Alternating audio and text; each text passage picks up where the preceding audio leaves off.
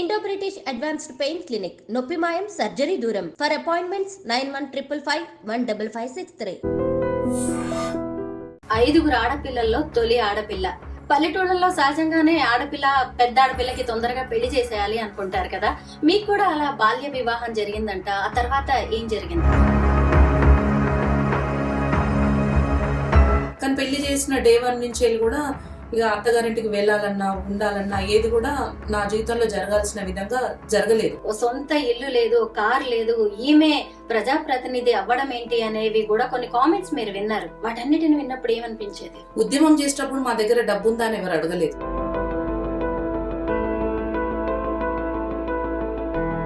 వారికి నిజంగా అసలు మా రేవంత్ అన్నకి, దామోదర్ రెడ్డి బాపుకి, నేను బాపానే పిలుస్తా, బాపుకి వీళ్ళందరికీ కూడా రుణపడి ఉంటాం మేడం. అసలు మీరు ఉద్యమ సమయంలో ఎంత కష్టపడ్డారు అనడానికి మీ మీద బుక్ అయిన కేసులే నిదర్శనం. మీరు ఎప్పుడు కూడా anticipatory bail papers hand bag లో పెట్టుకుని తిరిగేవారంట. కానీ బీఆర్ఎస్ ప్రభుత్వం 2 సార్లు అధికారంలోకి వచ్చింది. మీరు చూస్తేనేమో కాంగ్రెస్ లో ఉన్నారు. మరి ఇప్పుడు ప్రతిపక్షంగా మీరు ఎదుర్కొన్న కష్టాలేంటి? యాంటిసిపేటరీ బెయిల్ అనేది మాకు కంపల్సరీ ఉండాల్సిందే, మాకు అడ్వకేట్స్ చెప్పారు.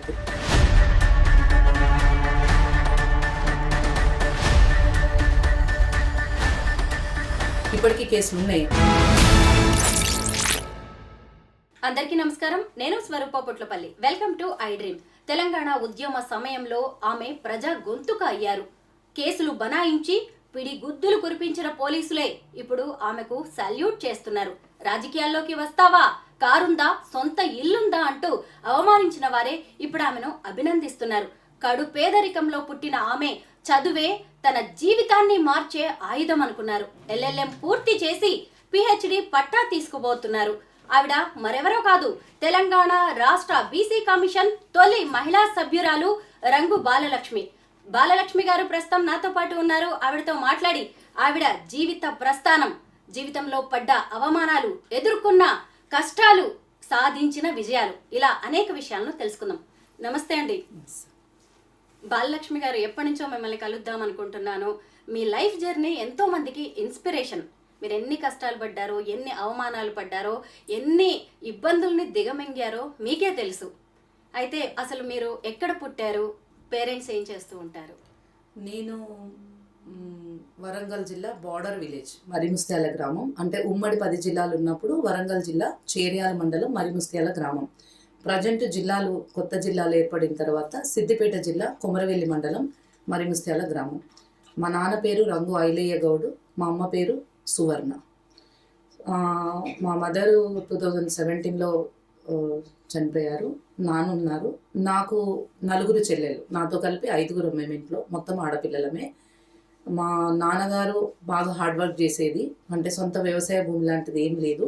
మేము గౌడ్స్ కాబట్టి తాడు చెట్లు ఎక్కడము, ఇట్లా ఎలక్ట్రిషియన్ వర్క్ చేయడం, అంటే ఇల్లు కట్టినప్పుడు మనకి ఇంట్లో ఎలక్ట్రిషియన్ వర్క్ చేయడము, వ్యవసాయ బావుల దగ్గర ఉండే మోటార్లు బాగు చేయడము, స్టార్టర్స్ ఉంటాయి, స్టార్టర్స్ బాగు చేయడము, పెళ్ళిళ్ళకి మైక్ సెట్ లాంటిది పెట్టడము, ఇట్లా హార్డ్ వర్క్ చేసేది అన్నట్టు. అంటే తను ఎప్పుడు ఖాళీ ఉండకపోయేది. అవుట్ సోర్సింగ్ ఎంప్లాయీ లాగా లైన్ మెన్గా కూడా పనిచేసింది తను ఎలక్ట్రిసిటీ డిపార్ట్మెంట్లో. మా అమ్మగారు వచ్చి హౌస్ వైఫ్గానే ఉండేది. ఎందుకంటే 5 ఆడపిల్లలం కదా, మమ్మల్ని చూసుకోవడం కొంచెం అక్కడి వరకే సరిపోయేది తనకి. తను 5th క్లాస్ వరకు చదువుకుంది. నాన్న కొన్ని కుటుంబ పరిస్థితుల కారణంగా తను చదువు కొనసాగించలేకపోయినా, చదువుకోలేని పరిస్థితి అయినప్పటికీ కూడా తనకి చదువు విలువ తెలుసు కాబట్టి, అమ్మకి నాన్నకి ఇద్దరికి తెలుసు కాబట్టి మమ్మల్ని ఖచ్చితంగా చదివించాలి అని చెప్పేసి చదివించారు. విలేజ్ అయినప్పటికీ కూడా అందరు అనేది ఆడపిల్లలకి ఇందిరా చదువు, ఏదో పెద్ద మనుషులు కాగానే పెళ్లి చేసేదానికి ఈ పని ఆ పని, ఏదో పని నేర్పాలి అని చెప్పేసి అంటుండేది. ఏదున్నా మా పిల్లల్ని నేను చదివిస్తానని చెప్పేసి మా నాన్న ఖచ్చితంగా పట్టుబట్టి చదివించాడు. మా అమ్మ కూడా అంతే, తను కొంచెం చదువుకున్నది కాబట్టి 5th క్లాస్ వరకు చదువుకుంది. ఆ రోజుల్లోనే తనకి కొంత నాలెడ్జ్ ఉంది. సో సామాజిక స్పృహ కూడా ఉంది తనకి. అంటే చదువు, సభ్యత, సంస్కారం, పద్ధతి, మానవీయ విలువలు, ఇవన్నీ కూడా ఎవరితో ఎలా మెదులుకోవాలనేది మా అమ్మ నుంచి నేర్చుకుంటే ఇట్లాంటి అంశాలని, మా నాన్న నుంచి హార్డ్ వర్క్, ఎట్లా కష్టపడాలి, కష్టపడితే దాని ఫలితం ఎట్లా ఉంటుంది అనేది చిన్నతనం నుంచి ఆయన చేసే ప్రతి పనిలో నేను ఆ హార్డ్ వర్క్ చూసేది. అంటే బాగా శ్రమించేది, అలుపెరుగని శ్రమ అంటారు కదా, అట్లా శ్రమించేది అన్నట్టు. ఆ హార్డ్ వర్క్ నేను చూశాను మా తల్లిదండ్రుల నుంచి నేర్చుకునే. ఇవి నాతో పాటు నా చెల్లెలు కూడా మా పెద్ద చెల్లెలు శారద, రెండో చెల్లెలు సంధ్య, తర్వాత స్వప్న, సరిత. వీళ్ళని కూడా మంచిగా చదివించే క్రమంలో నేను మా నాన్న కొంచెం ఆ రకంగా కూడా ఆలోచన చేసుకొని, వాళ్ళు ఒకవేళ అంటే లైఫ్ మనం అందరం ఆడపిల్లలం కదా, అందరికి చదివించడానికి డబ్బులు సరిపోవు అనుకుంటే కూడా మా నాన్నకి కొంచెం చేదోడు వాదోడుగా ఉండడానికి కూడా చిన్న చిన్న పనులు చేసుకునేది అనమాట. ఏదైనా వ్యవసాయ పనులు నేర్చుకుందామని వెళ్తే కూడా మా నాన్న కోప్పడేది. ఎవరు పోమన్నారు మిమ్మల్ని, ఏదైనా కావాలంటే నేను తీసుకొస్తా కదా, మంచి చదువుకోమని చెప్పినప్పుడు మీకు ఇవన్నీ ఎందుకు అనేది. కానీ ఆయన వద్దన్నా కూడా బీడీలు చుట్టడము, మిషన్ కుట్టడము, పిల్లలకి ట్యూషన్స్ చెప్పుకోవడము, ఖాళీగా ఉన్నప్పుడు వ్యవసాయ పనులకు వెళ్ళడము, ఇలా వెళ్ళి మా చెల్లెళ్ళు మేము అలా వెళ్ళేది. ఇప్పుడు పెద్ద చెల్లెలు వేరే ఒక రియల్ ఎస్టేట్ దాంట్లో జాబ్ చేస్తుంది. ఇంకో చెల్లెలకి చిన్న బాబు ఉన్నాడు కాబట్టి తను కొంచెం ఇంట్లోనే ఉంటుంది. నాలుగో చెల్లెలు టీచర్గా వర్క్ చేస్తుంది సిద్దిపేటలో. చిన్న ఆమె ఇప్పుడు హ్యాండ్బాల్ ప్లేయరు. ఎల్బీ స్టేడియంలో రవి గారికి, అదే హ్యాండ్బాల్ నేషనల్ కోచ్ ఉన్నారు, రవి గారికి అసిస్టెంట్ కోచ్గా పనిచేస్తూ ఉంది చెల్లెలు. నేనేమో ఇప్పుడు బీసీ కమిషన్ సభ్యురాలుగా ఉన్నాను. మా హస్బెండ్ వచ్చి తను కూడా జర్నలిస్టే, సబ్ ఎడిటర్, ఆంధ్రజ్యోతి, నమస్తే తెలంగాణ ఇట్లా చేశారు. ఇప్పుడు ప్రస్తుతం కొంత వేరే బిజినెస్ ప్లానింగ్లో ఉన్నాం. అంటే ఇది మా కుటుంబ నేపథ్యము. మా చెల్లెళ్ళు, మా హస్బెండ్ శ్రీనివాస్ యాక్చువల్గా నాకు చాలా ప్రాణ స్నేహితుడు. మేము కలిసి చదువుకున్నాము ఎంఏ ఎకనామిక్స్. మేము ఇద్దరం classmates 2003 to 5. MA economics university arts and science కాలేజ్లో నాకు అతనికి సీట్ వచ్చింది. అప్పుడే మేము తొలి పరిచయము. తనతో కలిసి చదువుకున్నాను నేను. తర్వాత తను బీఎడ్కి వెళ్ళాడు, నేను లా డిపార్ట్మెంట్కి వెళ్ళాను. నాకు పోలీస్ ఆఫీసర్ అవ్వాలని ఉండే. పోలీస్ ఆఫీసర్ అవ్వాలనే వచ్చిన యూనివర్సిటీకి. చదువుకుంటుంటే ఎకనామిక్స్ చదవడం నాకు ఇష్టము. ఎకనామిక్స్ చదువుకుంటూ ఇది చేద్దామని వచ్చిన. కానీ నాకు కొంచెం అన్ఫార్చునేట్లీ నాకు ఫస్ట్ అటెంప్ట్లో జాబ్ రాలేదు. ఎందుకంటే నాకు అప్పుడు ఈవెంట్స్ వచ్చాయి కానీ రిటర్న్ టెస్ట్లో నేను క్వాలిఫై కాలేకపోయాను. ఎందుకంటే అప్పుడే యూనివర్సిటీకి వచ్చాను, కాంపిటేటివ్ ఫీల్డ్ యొక్క నాలెడ్జ్ నాకు లేదు. సెకండ్ నోటిఫికేషన్లో ఏదైనా చేద్దామంటే కొంచెం లేట్ అయిపోయింది. ఆలోపు ఖాళీగా ఉండొద్దని గ్రూప్ 1 ప్రిలిమ్స్కి ప్రిపేర్ అవుతూ ఉన్నాను. అంతలోనే ఇది 2007-8 ఆ టైంలో వచ్చింది నోటిఫికేషన్. కానీ నేను కొంచెం అన్ఫార్చునేట్లీ జాబ్ లాస్ అయ్యాను నేను. అప్పుడు తనేమో అంటే మా హస్బెండ్ శ్రీనివాస్ ఏమో సిద్ధార్థ జూనియర్ కాలేజ్ అని చెప్పి బచ్చన్నపేటలో మా జనగాం దగ్గర తను అక్కడ జాబ్ చేశారనమాట. ఇంకా తెలంగాణ ఉద్యమంలోకి ఎంటర్ అవ్వడానికి కూడా తనే ప్రధాన కారకుడు. అది నేను నెక్స్ట్ పాయింట్లో చెప్తాను. ఇదైతే ఒక గ్రామీణ ప్రాంతంలో పుట్టి మా అమ్మా నాన్న దగ్గర నుంచి ఇవన్నీ నేర్చుకొని ఇక్కడి వరకు వచ్చాం. అంటే వాస్తవానికి 5 ఆడపిల్లలు అంటే ఆ రోజుల్లో అంటే 40, ఇప్పుడు నేను 40 ఏళ్ళ జర్నీ, అంటే పుట్టి ఊహ తెలిసిన కాంచెల్లి ఇన్నేళ్లలో నా కళ్ళతోనే చాలా చూశాను. ఆడపిల్లల్ని కనకుండా, కంటే వాళ్ళని సాధేటువంటి పరిస్థితి లేకుండా, ఒకవేళ చదివించాలన్నా చదివించలేని పరిస్థితులు, ఎన్నో రకాల కుటుంబ పరిస్థితులు నేను నా కళ్ళారా చూశాను. అటువంటి పరిస్థితుల్లో కూడా మా వాళ్ళు 5 ఆడపిల్లలమైనా కూడా మమ్మల్ని చదివించడము, సొసైటీలో ఉన్నటువంటి విలువల్ని నేర్పించడం అనేది చాలా గొప్పగా ఫీల్ అవుతాను. నిజంగా భగవంతుడు ఆ తల్లిదండ్రుల కడుపులో పుట్టించడం అనేది నేను చాలా అదృష్టంగా ఫీల్ అవుతాను. పోలీసులు ఇంత పవర్ఫుల్ అని మీకు చిన్నప్పుడు ఓ ఘటన అనిపించింది, అది చూడగానే నాన్నగారికి సంబంధించి నేను విన్నాను. దాని గురించి ఒకసారి మాకు గుర్తు చేస్తారా? అదేంటో బాగానే నన్ను ఫాలో అవుతున్నారు, అందుకనేమో మీరు ఇవాళ ఇక్కడ కూర్చోబెట్టారు నన్ను. వాస్తవానికి ఏంటంటే నేను అప్పుడు నాకు 11-12 ఏళ్ళ వయసు ఉంటుంది. మేము మా నాన్న సొంత ఇల్లు కట్టుకున్నాం. మేము ఇంటిది గృహప్రవేశము. ముందు రోజంతా గృహప్రవేశం అయిపోయింది, రాత్రంతా చుట్టాలు ఉన్నారు. తెల్లవారి ఇంకా అందరము ఎక్కడో అక్కడ వెళ్ళిపోవాలి. అందరం ఏంటంటే వరండాలో బయట వాకిట్లో మంచం వేసుకొని అట్లా పడుకొని ఉన్నాం. ఎర్లీ మార్నింగ్ బాగా చీకటితోటే, అంతా 3:30-4 అవుతుండొచ్చు టైం. అంత పర్టికులర్గా నేను టైం చూడలేదు, చిన్న వయసు కదా. పోలీస్ జీప్ వచ్చి ఐలయ్య లేవు అని చెప్పేసి పిలిచారు.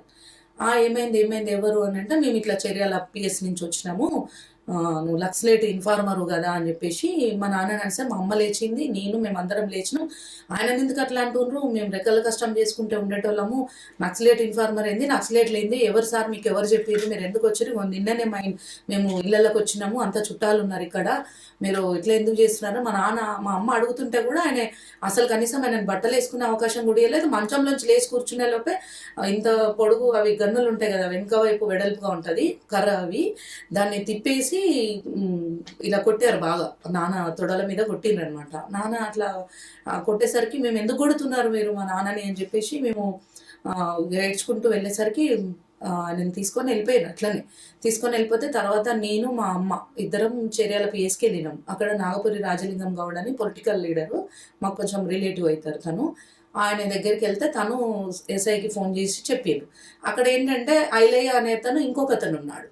అతను అనుకొని మా నాన్నని తీసుకెళ్లారు. అది జరిగిందనమాట. అది జరిగినప్పుడు మేము ఒక 2 days తిరిగినాం. ఇంకా తర్వాత ఇక్కడ కొట్టిందే, ఇంకా మా తాతయ్య చెప్పడం వల్ల స్టేషన్లో ఆయనని బాధ పెట్టలేదు. బట్ ఏంటంటే ఒక రోజంతా స్టేషన్లో ఉన్నారు వారు, మా నాన్న. దాన్ని చూసినప్పుడు నాకు చాలా బాధేసింది. ఏంటి పోలీస్ డిపార్ట్మెంట్కి ఇంత పవర్ ఉంటుందా, ఇంత అది చేస్తారా అంటే అనేది ఒకటి. రెండోది అంటే చిన్న వయసు కదా, అసలు నిజాలు తెలుసుకోకుండా ఎలా తీసుకెళ్తారు, ఇది కరెక్ట్ కాదు కదా. నిజం తెలుసుకోవాలి కదా, డిపార్ట్మెంట్ అంటే వాళ్ళు ఎవరైనా కానివ్వండి నిజం తెలుసుకోవాలి కదా. నిజం తెలుసుకోకుండా ఎట్లా తీసుకెళ్తారు, ఎట్లా హింసిస్తారు. ఆయన కొట్టిరు కదా, రెక్కల కష్టం చేసుకునేటోడు బాధలు పడతాడు కదా, ఆ నొప్పులు లేస్తా ఉంటే పని ఎట్లా చేసుకుంటాడు అనేది మా తాతయ్య మా అమ్మ వాళ్ళు మాట్లాడే మాటలు నేను విన్నాను. విన్నప్పుడు ఏంటంటే ఇట్లా ఎందుకు హింసిస్తారు, అయితే ఈ డిపార్ట్మెంట్లో నేను జాబ్ సంపాదించి తీరాల్సిందే అని చెప్పి నేను అప్పుడు ఫిక్స్ అయ్యాను.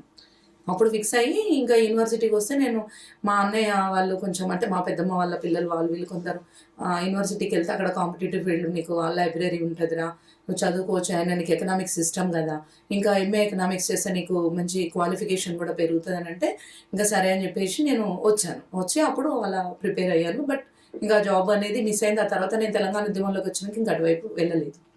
మరి ఇంట్లో 5 ఆడపిల్లల్లో తొలి ఆడపిల్ల. పల్లెటూళ్ళలో సహజంగానే పెద్ద ఆడపిల్లకి తొందరగా పెళ్లి చేసేయాలి అనుకుంటారు కదా, మీకు కూడా అలా బాల్య వివాహం జరిగిందంట. ఆ తర్వాత ఏం జరిగింది? అయితే ఏంటంటే అందరు ఆడపిల్లలు పెరుగుతూ ఉన్నారు కదా, అందరం మళ్ళీ తొందరగా హైట్, అమ్మ హైటే నాన్న హైటే, అందరం చూడటానికి ఎవరికైనా పెళ్ళిడికి వచ్చేసింది పిల్ల అన్నట్టుగా కనిపించేది అన్నట్టు. దానికి తోడు ఏంటంటే నాన్న రెక్కల కష్టంతో ఇవన్నీ చేయాలి కాబట్టి, మనకు పెద్దగా ఆస్తులు లేవు, ఇవేవి లేవు కాబట్టి ఉన్న అంతలోనే తొందరగా పెళ్ళిళ్ళు చేసేయాలనే ఉద్దేశంతో నాన్న ఏం చేసిండంటే ఒక సంబంధం చూసిండు.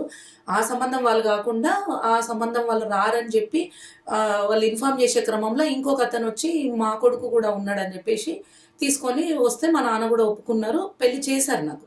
కానీ పెళ్లి చేసిన డే 1 నుంచి వెళ్ళి కూడా ఇక అత్తగారింటికి వెళ్ళాలన్నా ఉండాలన్నా ఏది కూడా నా జీవితంలో జరగాల్సిన విధంగా జరగలేదు.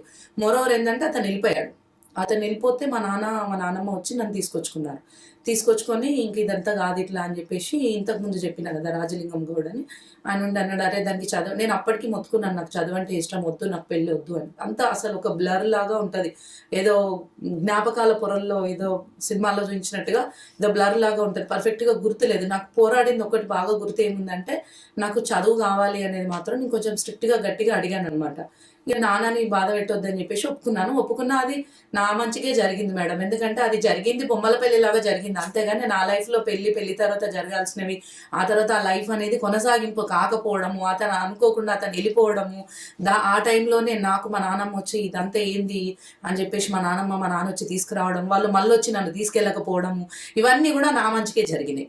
అవి జరగడం వల్ల ఏం జరిగిందంటే ఒక 1 year అట్లా టైం వేస్ట్ అయిపోయింది. 1 year తర్వాత మా తాతయ్య ఉండి దీన్ని టైం వేస్ట్ చేయొద్దు, దానికి చదివిద్దాం ఐలయ్య అనగానే మా నాన్న ఒప్పుకున్నారు, అమ్మ ఒప్పుకుంది. నాకైతే అస్సలు గూట్లోని చదిలేసిన రెక్కలు వచ్చేసిన పక్షిలాగా అనుకోండి. ఇంకా ఆ టైంలో ఏంటంటే ఆ సందర్భంలో ఇంకొక బాధాకరమైన విషయం ఏంటంటే నేను మరీ 90% 95% తెచ్చుకునేంత క్లెవర్ స్టూడెంట్ కాదు. నేను ఎప్పుడు 70-80% యావరేజ్ స్టూడెంట్. నేను 60-80%లోనే ఉండేది నాది ఎప్పుడు. అట్లా ఉన్నప్పుడు మా వాళ్ళు ఏం చేశారంటే మా హెడ్ మాస్టర్ గారు వద్దు ఈ అమ్మాయిని ఇప్పుడు జాయిన్ చేసుకుంటే 10th classలో డైరెక్ట్ జాయిన్ చేసుకోవాలన్నారు, ఎందుకంటే ఇయర్ వేస్ట్ అయిపోయింది కాబట్టి. 10th classలో డైరెక్ట్ జాయిన్ చేసుకుంటే ఈ అమ్మాయి మళ్ళీ ఫెయిల్ అయితే మనకు బ్యాడ్ నేమ్ వస్తుంది స్కూల్కి అని చెప్పేసి అంటే మా గురుగారు సుధాకర్ సార్ అని హిందీ పండిట్, నాకు ఎట్లా అంటే ఇంకా మా నాన్న తర్వాత మమ్మల్ని అందరినీ మా స్కూల్ పిల్లలందరినీ కూడా ఒక తండ్రిలాగా చూసుకునేవారు వారు వాళ్ళ మిస్సెస్ కూడా.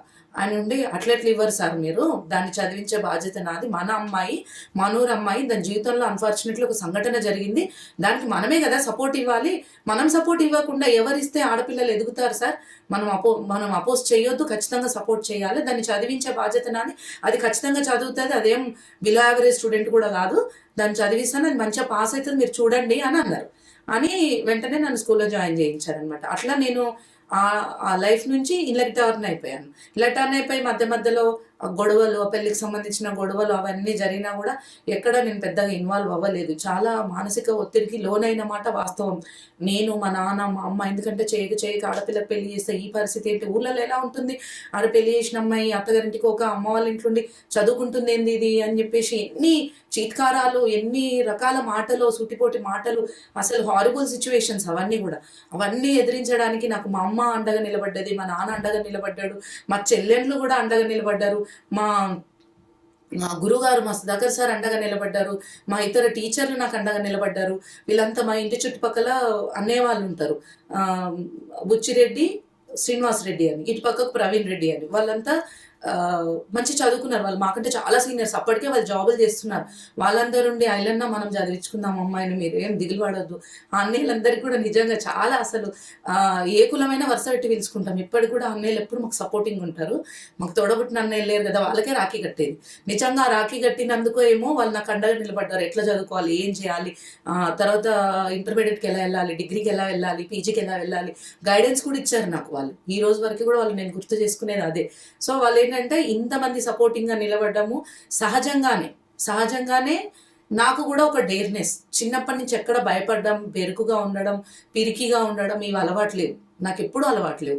నాకు సహజంగా నేను పుట్టిన గడ్డ వరంగల్ అవడం, అక్కడ సమ్మక్క సారలమ్మ పుట్టి నడయాడిన గడ్డ, రాణి రుద్రమ ఏలిన రాజ్యము, సాకలి ఐలమ్మ, ఇట్లాంటి వాళ్ళు అందరూ ఆడవాళ్ళు ఒక శక్తి స్వరూపిణులుగా పనిచేసినటువంటి గడ్డ. సహజంగానే ఆ జన్మభూమి రక్తము, ఆ జన్మభూమి జీన్స్ నా లోపల ఉండేమో. నేను చిన్నతనం నుంచి కూడా చాలా డేరుగా ఉండేదన్నమాట. భయపడడం కానీ, దిగులు పడ్డం కానీ, ఏదో జరిగిపోయింది కదా అని మూలకెళ్ళి కూర్చోవడం కానీ ఇట్లుండకపోయింది. దీనికి తోడు మా అమ్మ ఆడపిల్ల అంటే పులిలాగే ఉండాలి.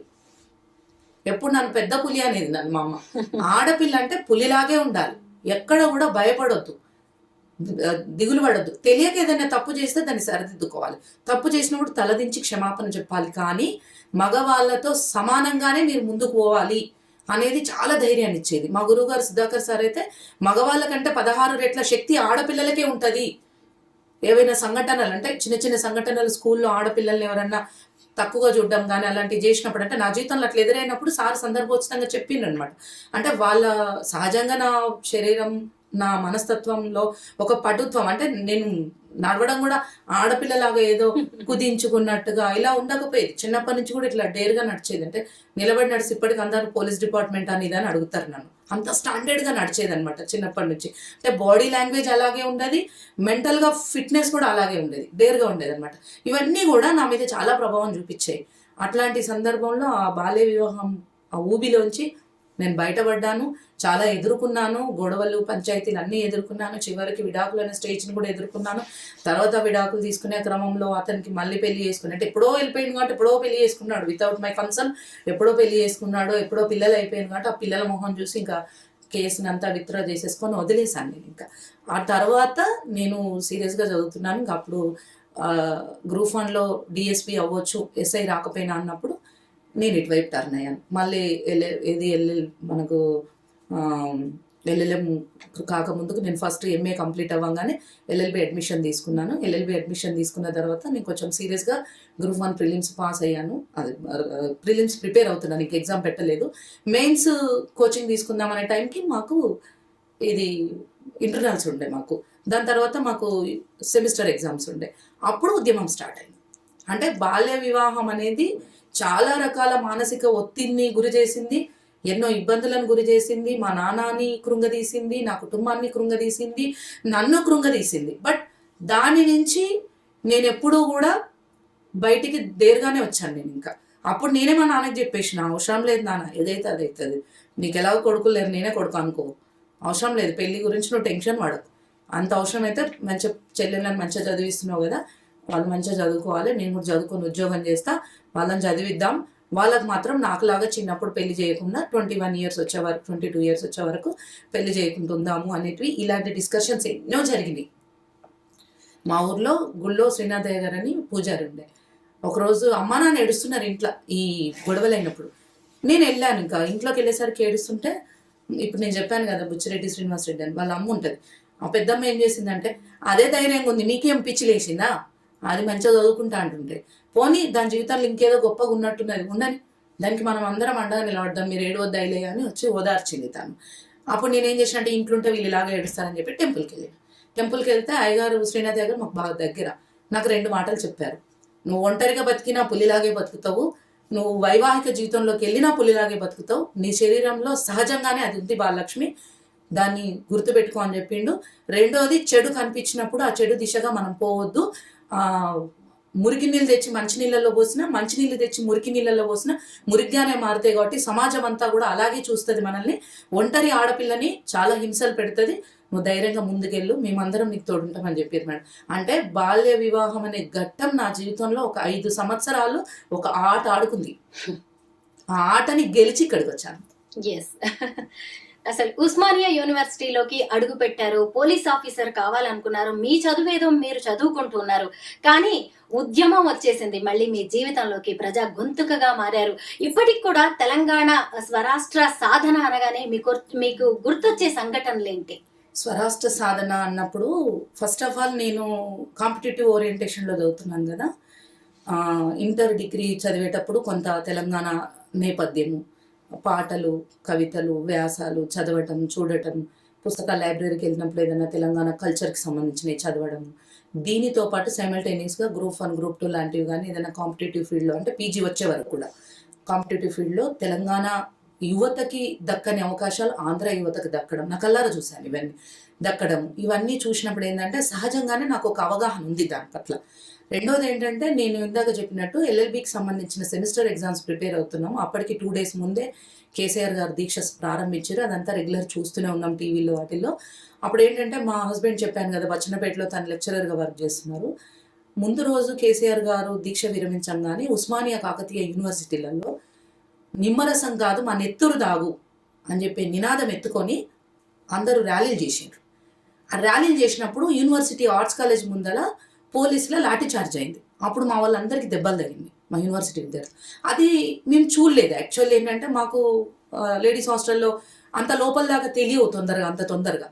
సో మేమేంటంటే మేము ఎర్లీ మార్నింగే చదువుకుంటున్నాను. నేను తెల్లవారితే ఎగ్జామ్ ఉందని నేను చదువుకుంటుంటే మా హస్బెండ్ శ్రీనివాస్, అప్పటికి ఇంకా మాకు పెళ్లి కాలేదు, తను ఫోన్ చేసి ఏం చేస్తున్నావు అంటే నేను ఇట్లా రేపు ఎగ్జామ్ ఉందిగా చదువుకుంటున్నా అంటే, అసలు ఏంటి అసలు మీకు ఏమైనా అర్థం అవుతుందా, యూనివర్సిటీలో ఆర్ట్స్ కాలేజ్ దగ్గర వాళ్ళకి తలలు వలుగుతుంటే మీరు చదువుకుంటున్నారా, ఒకసారి వెళ్ళి చూడు నువ్వు ఏం జరుగుతుందా అనేసరికి, అసలు నేను మామూలుగా డైలీ వేర్ డ్రెస్ మామూలు డ్రెస్ వేసుకుంటాం కదా అట్లనే ఉన్నాను. నేను స్లిప్పర్స్ వేసుకున్నా, జుట్టుని ఇట్లా తీసి ఇట్లా ముడేసుకొని టగటగా టీవీ హాల్లోకి వచ్చి టీవీ ఆన్ చేసేసరికి అదంతా లైవ్ కనిపిస్తుంది.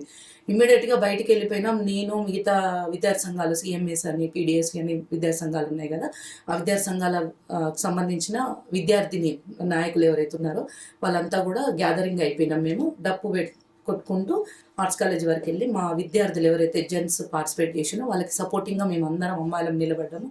పెద్ద ర్యాలీ చేసినాం ఆ రోజు. మేము పెద్ద ర్యాలీ చేసినాము. అది హిందూ పేపర్లో ఎంత పెద్దగా వస్తుంది ఆ బిట్. నేను అది ఇప్పటికి కూడా సేవ్ చేశాను, ఎందుకంటే అందరం అమ్మాయిలు ఉన్నాం అందులో. సో అట్లా నేను ఎంట్రీ అయ్యాను తెలంగాణ ఉద్యమంలోకి. అప్పుడు క్లోజ్ చేశాను, ఇంకా కాంపిటేటివ్ ఎగ్జామ్స్కి సంబంధించిన బుక్ క్లోజ్ చేసిన నెక్స్ట్ డే మా అమ్మకి కాల్ చేసిన. నేను ఎట్లా అంటే, వెళ్ళమ్మా ఏం కాదు, ఆల్ ది బెస్ట్ అనేది. మా అమ్మ ఏదైనా చెప్తే ఫస్ట్ ఆల్ ది బెస్ట్ చెప్తుంది నాకు. అట్లా చెప్పినాక ఒక 2-3 days తర్వాత మా నాన్నుండి, వద్దు ఆమె పోలీస్ కావాలనుకొని పోయింది, మళ్ళీ దెబ్బలు తగిలితే ఫిట్నెస్ పనికి రాకుండా అయితే ఇబ్బంది అవుతుంది అంటే, ఏం కాదు ఇంకా 4 పిల్లలు ఉన్నారు, వాళ్ళు చదివి ఉద్యోగం చేస్తారు, ఆమె చేయనిలే, తెలంగాణ ఉద్యమంలో పాల్గొనడం అనేది అంత చిన్న విషయం ఏం కాదు, ఇంత గొప్ప అవకాశం వచ్చింది చెయ్యని అని చెప్పి, కానీ జాగ్రత్తగా ఉండండి బిడ్డ, పోలీసులు లాఠీ చర్చలు అవన్నీ జరుగుతున్నాయి అని చెప్పేది అన్నట్టు. అట్లా నేను ఎంట్రీ ఇచ్చాను. ఇంకా అప్పటి నుంచి నేను అంతకుముందు నాకు ఏ విద్యార్థి సంఘంలో నేను లేను, ఎందుకంటే నాకు చదువు నేపథ్యంతో వచ్చాను కదా. చాలామంది కూడా అడిగారు నా డేర్నెస్ చూసి, అన్ని కల్చరల్ యాక్టివిటీస్లో పాల్గొనేదాన్ని. ఆర్ట్స్ స్టూడెంట్నైనా సైన్స్ డిపార్ట్మెంట్లో కూడా నాకు పరిచయాలు ఉండేవి. టీచర్స్ అందరితో, హెడ్స్ వాళ్ళందరితో కూడా ఏదో ఒకటి యాక్టివిటీస్లో అందరితో పరిచయాలు ఉండేది. కాబట్టి యాక్టివ్గా ఉన్నామని చాలా సంఘాలు కూడా అడిగి నేను ఇంటర్ నుంచి చేయమని, కానీ నేను వెళ్ళలేదు. ఎందుకంటే నా లక్ష్యం వేరు కదా. నేను ఒక మంచి ఉద్యోగం సంపాదించాలి, మా నాన్నకి అమ్మకి తోడుగా ఉండాలి, చెల్లెలకు పెళ్ళిళ్ళు చేయాలి, లైఫ్ నా అంబిషన్సే డిఫరెంట్. సో అందులోంచి ఆటోమేటిక్గా ఇటు డైవర్ట్ అయిపోయి ఇంకా నేను విద్యార్థి జేఏసీకి స్పోక్స్ పర్సన్గా నన్ను తీసుకున్నారు. ముఖ్యమైన ఘట్టం అంటే ఇంకా నేను ఇది ఎంట్రీ అవ్వడం. దీంతోపాటు మేము అసెంబ్లీ ముట్టడి పిలిపించాం December 10th. ఆ ప్రకటన అనేది రాష్ట్ర కేంద్ర ప్రభుత్వాల ఇంటెలిజెన్స్ డిపార్ట్మెంట్ అందరికీ కూడా వెళ్ళిపోయింది ఒక ఇండికేషన్. ఓయూ జేఏసీ బలంగా నాటుకుపోయింది. ఇదంతా సబ్బండ కులాలకి సబ్బండ జాతులకు వెళ్ళిపోయింది. ఉద్యమం గ్రౌండ్ లెవెల్కి పాకిపోయింది. జేఏసీలు ఏర్పాటు అయిపోయినాయి. ఊర్ల పంటి కూడా వాళ్ళు తీవ్ర రూపం దాల్చింది. దీన్ని మనం రెండు అయితే ప్రకటన చేయాలి, లేదా కంప్లీట్ అణచివేయాలి. ఉద్యమాన్ని అణచివేయడం అనేది బిగ్ టాస్క్ వాళ్ళకి.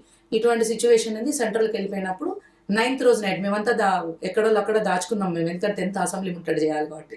మా మీద కేసులు అయినాయి అప్పటికే చాలా వరకు. అంతకు ముందే మా మీద లాఠీ చార్జీలు అయినాయి, టెంట్లు కేసులు చాలా జరిగినాయి. సో ఆ రోజు మేము ఇచ్చిన ప్రకటనకి సెంట్రల్ గవర్నమెంట్ రెస్పాండ్ అయ్యి మనకు 9th రోజు నైట్ తెలంగాణ ఏర్పాటు చేస్తాం, ఇనిషియేట్ చేస్తామని ప్రకటన వచ్చింది. చాలా మెమరబుల్ డే అది, ఎందుకంటే పోరాటంలో. ఇక దాని తర్వాత ప్రకటన వెనుకపోవడం, మళ్ళీ పొలిటికల్ చేసి ఏర్పాటు అవ్వడం, ప్రతి డిబేట్కి, ప్రతి మీటింగ్కి, ప్రతి ధూమ్ధామ్ కార్యక్రమాలకి దాదాపు 500 చిలుకు కార్యక్రమాలు నేను అటెండ్ అయినాను. మళ్ళీ జనవరి 3వ తారీఖు విద్యార్థి మహాగర్జన, దాన్ని నేనే ప్రారంభించాను ప్రిసీడింగ్ చేసి. చెగువేర అంటే మాకు ఇష్టం, చెగువేర పలుకులతో దాన్ని నేను ప్రారంభించాను. తర్వాత విద్యార్థి మహాపాదయాత్ర, తర్వాత యూనివర్సిటీలో కేఈలో పొలికే కనిపెట్టాం. అది ఇవన్నీ ఒక బ్యూటిఫుల్ మూమెంట్స్. ఏంటంటే మిలియన్ మార్చ్ చేయడం, ఈ నక్లెస్ రోడ్లో సాగరహారం కార్యక్రమంలో పాల్గొనడం, యూనివర్సిటీలో కవాతు చేయడం, డిఫరెంట్ ఉద్యమ వేదికలన్నింటినీ ఎక్కి తెలంగాణ 10 జిల్లాలు చుట్టి రావడం, అన్ని వేదికలలో ఒక స్పీకర్గా మాట్లాడడం, పెద్ద వాళ్ళతో, అంటే ఎవరెవరినైతే చూస్తూ చదువుకుంటూ ఇన్స్పైర్గా మేము తీసుకున్నామో వాళ్ళందరితో వేదికలు పంచుకోవడం, ఇవన్నీ కూడా ఒక గ్రేట్ మెమరబుల్ మూమెంట్స్. ఇట్లాగే సాడ్ మూమెంట్స్ కూడా మాకున్నాయి. ఎంటర్ అవుతూనే శ్రీకాంతాచారి గారు చనిపోవడం ఒకటి ఫస్ట్ అది. దాని తర్వాత మా మీద జరిగిన లాఠీ చార్జీ, తర్వాత February 14th మా మీద అదొక కాలరాత్రి లాంటిది. మా మీద జరిగినటువంటి దాడులు, అమ్మాయిల మీద ముఖ్యంగా తీవ్రమైన లాఠీ చార్జ్ జరిగింది. అసలు అమ్మాయిల తేడా లేకుండా కొట్టారు. మమ్మల్ని కవర్ చేయడానికి వచ్చినప్పుడు మాకు రక్షణగా నిలబడ్డ మీడియా వాళ్ళందరూ కూడా తలలు పగలగొట్టారు. వాళ్ళందరినీ కూడా అసలు ఎక్కడ కూడా వాళ్ళకి ఏమాత్రం కూడా ఓర్చుకోలే పోలీసులు. వాళ్ళ బైకులు తగలబెట్టారు. మహా టీవీ సీనన్న కావచ్చు, TV9 క్రాంతన్న కావచ్చు, HM టీవీలో హరీష్ అన్న కావచ్చు, సాక్షి నుంచి చాలా అన్ని ఛానల్స్ నుంచి ఉన్న ప్రతి ఒక్క జర్నలిస్ట్కి దెబ్బలు తాకినాయి మేడం. వాళ్ళు ఆ రోజు మాకెందుకు లేని కెమెరాలు వదిలేసి వెళ్ళిపోతే వాళ్ళు ఏ దెబ్బలు తినకపోయేది. కెమెరా పట్టుకున్నందుకే వాళ్ళ తలలు పగలు కొట్టారు. మా వాయిస్లు తీసుకుంటున్నందుకే వాళ్ళ వీపులు అయితే చిట్లిపోయినాయి. ఇట్లా లాఠీలతో కొడితే జనరల్గా సినిమాలో చూపిస్తారు కదా, లాఠీ చార్జ్ అయినాక బట్టలు ఇప్పి చూస్తే కొరడాలతో కొడితే అట్లా చిట్లిపోయినాయి వాళ్ళకు. అవన్నీ కూడా వీడియోస్, ఫొటోస్ అన్నీ కూడా నా దగ్గర ఉన్నాయి. అవన్నీ కూడా అసలు కళ్ళం బట్టి నీళ్లు కాదు, అసలు మాకు రక్తం కారుతుంది అన్నంత. అదిగా అంటే ఒక్క వర్డ్లో చెప్పాలంటే ఏ రోజుకు ఆ రోజు ఇదే మా లైఫ్లో చివరి రోజు అనే రేంజ్లో ఉద్యమంలో మేము పాల్గొన్నాం.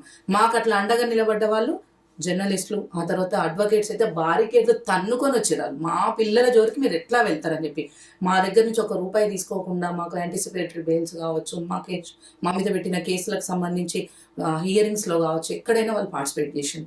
తర్వాత కవులు, కళాకారులు, మేధావులు, కొంతమంది రాజకీయ నాయకులు, అందరు కాదు కొంతమంది రాజకీయ నాయకులు మాకు ఫుల్ ఫ్లెడ్జ్డ్గా మాకు అండగా నిలబడ్డారు. అట్లా ఉద్యమ జర్నీ అనేది మాకు కొనసాగింది. అసలు పోలీస్ కేసు అంటేనే మనం భయపడతాం, అలాంటిది మీ మీద 30 కేసులు బుక్ అయ్యాయి. అన్నిటికంటే నేను తెలుసుకోవాలనుకుంటున్నది ఏంటంటే, ఒక లేడీ పోలీస్ ఇన్స్పెక్టర్ మిమ్మల్ని పిడిగుద్దులు గుద్దారు. గుర్తుందా ఆవిడెవరో ఇప్పటికి కూడా మీకు? గుర్తుంది. అయితే ఇది ఎందుకు జరిగిందంటే, అప్పుడు 2010 మన September 17th సంబంధించి ఒక పోరాట రూపం తీసుకున్నారు మన వాళ్ళు. అది ఎవరంటే అడ్వకేట్స్ తీసుకున్నారు. హైకోర్టులో జరుగుతుంది ఆ ప్రోగ్రామ్. దానికి వాళ్ళు బందోబస్తు వచ్చారు. ఆమె సర్కిల్ ఇన్స్పెక్టర్, పేరు గుర్తులేదు. కాకపోతే ఆమె ఏం చేసిందంటే, వాళ్ళు గేట్ ఓపెన్ చెయ్యరు, మనల్ని లోపలికి అలో చేయరు. బట్ ఏంటంటే నాకు లా అయిపోయింది, నేను ఎన్రోల్మెంట్ చేసుకున్నా, నా దగ్గర అడ్వకేట్ కార్డు ఉంది. సో అడ్వకేట్ కార్డు చూపిస్తే నన్ను అలో చేయాల్సిందే. మేము ఒక 30-40 మంది మీ యూనివర్సిటీ విద్యార్థులం అందరం కూడా గేట్ దగ్గర ఇట్లా అని నిలబడ్డాం. వాళ్ళు గేట్ ఓపెన్ చేయట్లేరు. నేను చిన్నగా ముందుకెళ్ళి, నేను అడ్వకేట్, నేను వెళ్ళాలి లోపలికి అనగానే గేట్ ఓపెన్ చేసి, తెలుసు కదా ఇక మనది ఎట్లుంటుంది, ఉద్యమ పోరాటాలు చేసేటోళ్ళం కదా, చిన్నగా ఇట్లా గేట్ ఓపెన్ చేయగానే లోపలికి అందరం చొచ్చుకొని వెళ్ళినాం. ఎంబట్టి పరిగెత్తుకుంటూ వచ్చారు. లిటరల్గా అన్నది ఇదే తీసుకొచ్చింది వీళ్ళందరినీ అని చెప్పేసి నా చెయ్యిని, ఈ చెయ్యిని ఇటువైపు ఉంది తను, ఈ చెయ్యిని ఇలా తిప్పింది వెనకకి, ఇట్లా తిప్పి ఇట్లా గుద్దింది అనమాట. ఎంబటే కింద పడిపోయాను నేను, సొమ్మసిల్లి పడిపోయాను నేను. మా దుర్గం భాస్కరు, మందాల భాస్కరు, మా వాళ్ళందరూ ఆ కాళ్ళు చేతులు రాసి చేసినా కూడా అంత తొందరగా స్పృహలోకి రాకపోతే వాళ్ళు కొంచెం నీళ్ళు అది కొట్టి చేసినాక మళ్ళీ పిఎస్కి తరలించారు. ఆ నుంచి తర్వాత హాస్పిటల్కి వెళ్ళాను. సో ఆ సంఘటన ఆ రోజు అలా జరిగింది. అట్లాంటివి ఎన్నో మా వాళ్ళందరం అందరికీ తలలు పగిలాయి, అందరికీ ఈపులు పలిగాయి. 4-5 సందర్భాల్లో చావు నోట్లోంచి బయటపడ్డాం మేము. మాకు ఆ రబ్బర్ బుల్లెట్లు తగలడం, ఇట్లా జై తెలంగాణ అన్నప్పుడు వచ్చి రబ్బర్ బుల్లెట్లు ఇక్కడ తగలడం, ఇక్కడ తగలడం, పెల్లెట్స్ అంటాం, పెల్లెట్స్ వచ్చి తగిలితే గాయాలు అవ్వడం. ఇక బాష్పవాయు గోళాలు అయితే లెక్కే లేదు. ఇక వాటికి మేమేం చేసాం తెలుసా, రబ్బర్ బుల్లెట్ రాగానే తీసి ఇసురు కొట్టడం. బాష్పవాయు వాళ్ళు వేస్తారు కదా సిలిండర్స్ లాగా ఉంటాయి చిన్నగా, అవి వేసినప్పుడు ఏం చేసేదంటే దెబ్బ మట్టి కప్పేసేది. లేదా ఒంటి మీద మా వాళ్ళు ఏం చేసేదంటే ఏదైనా జెర్కిన్ లాంటివి కానీ ఏదైనా ఖర్చు లాంటివి ఉంటే వెంటనే దాని మీద వేసేది. ఆ పొగ మాకు వస్తే ఏంటంటే స్మోక్ వచ్చినప్పుడు కళ్ళు మండతాయి, అంత బ్లర్గా అనిపిస్తుంది, శ్వాస సరిగా ఆడదు, అంత ఇరిటేటింగ్ ఉంటుంది అనమాట మనకు. ఆ ఇరిటేషన్ నుంచి తప్పించుకోవడానికి మళ్ళీ వెంటనే తీసి రివర్స్ ఇసురు కొట్టడం మనం. ఇవన్నీ ఆ ఉద్యమ ఘట్టాలు మీరు మీడియాలో చూస్తే చాలా దొరుకుతాయి. ఇవి అసలు మేమేనా ఇదంతా చేసింది అని అనిపిస్తుంది, అంత అదిగా మేము చేసినాము. పోలీసు దెబ్బలు అదొక్కటి నాకు మేజర్గా పెద్ద దెబ్బ అది.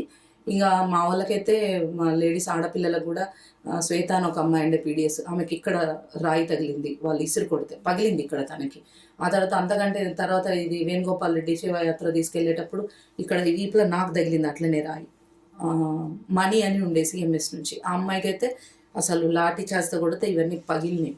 శిల్ప, హేమ ఇట్లాంటి అంటే మా వాళ్ళంతా మేము కలిసి చేసాం, అందరికీ తాకినాయి మేడం, అందరికీ దెబ్బలు ఉన్నాయి. ఇప్పటికీ ఏదైనా కొంచెం బలంగా ఈ చేతితో పని చేసినప్పుడు వీపులో పెయిన్ వస్తుంది, ఇప్పటికి కూడా అట్లాంటి దెబ్బలు ఉన్నాయి మాకు. అయితే ఉద్యమం నుంచి మీరు రాజకీయాల్లోకి అడుగు పెట్టారు, కాంగ్రెస్ నేతగా ఎదిగారు.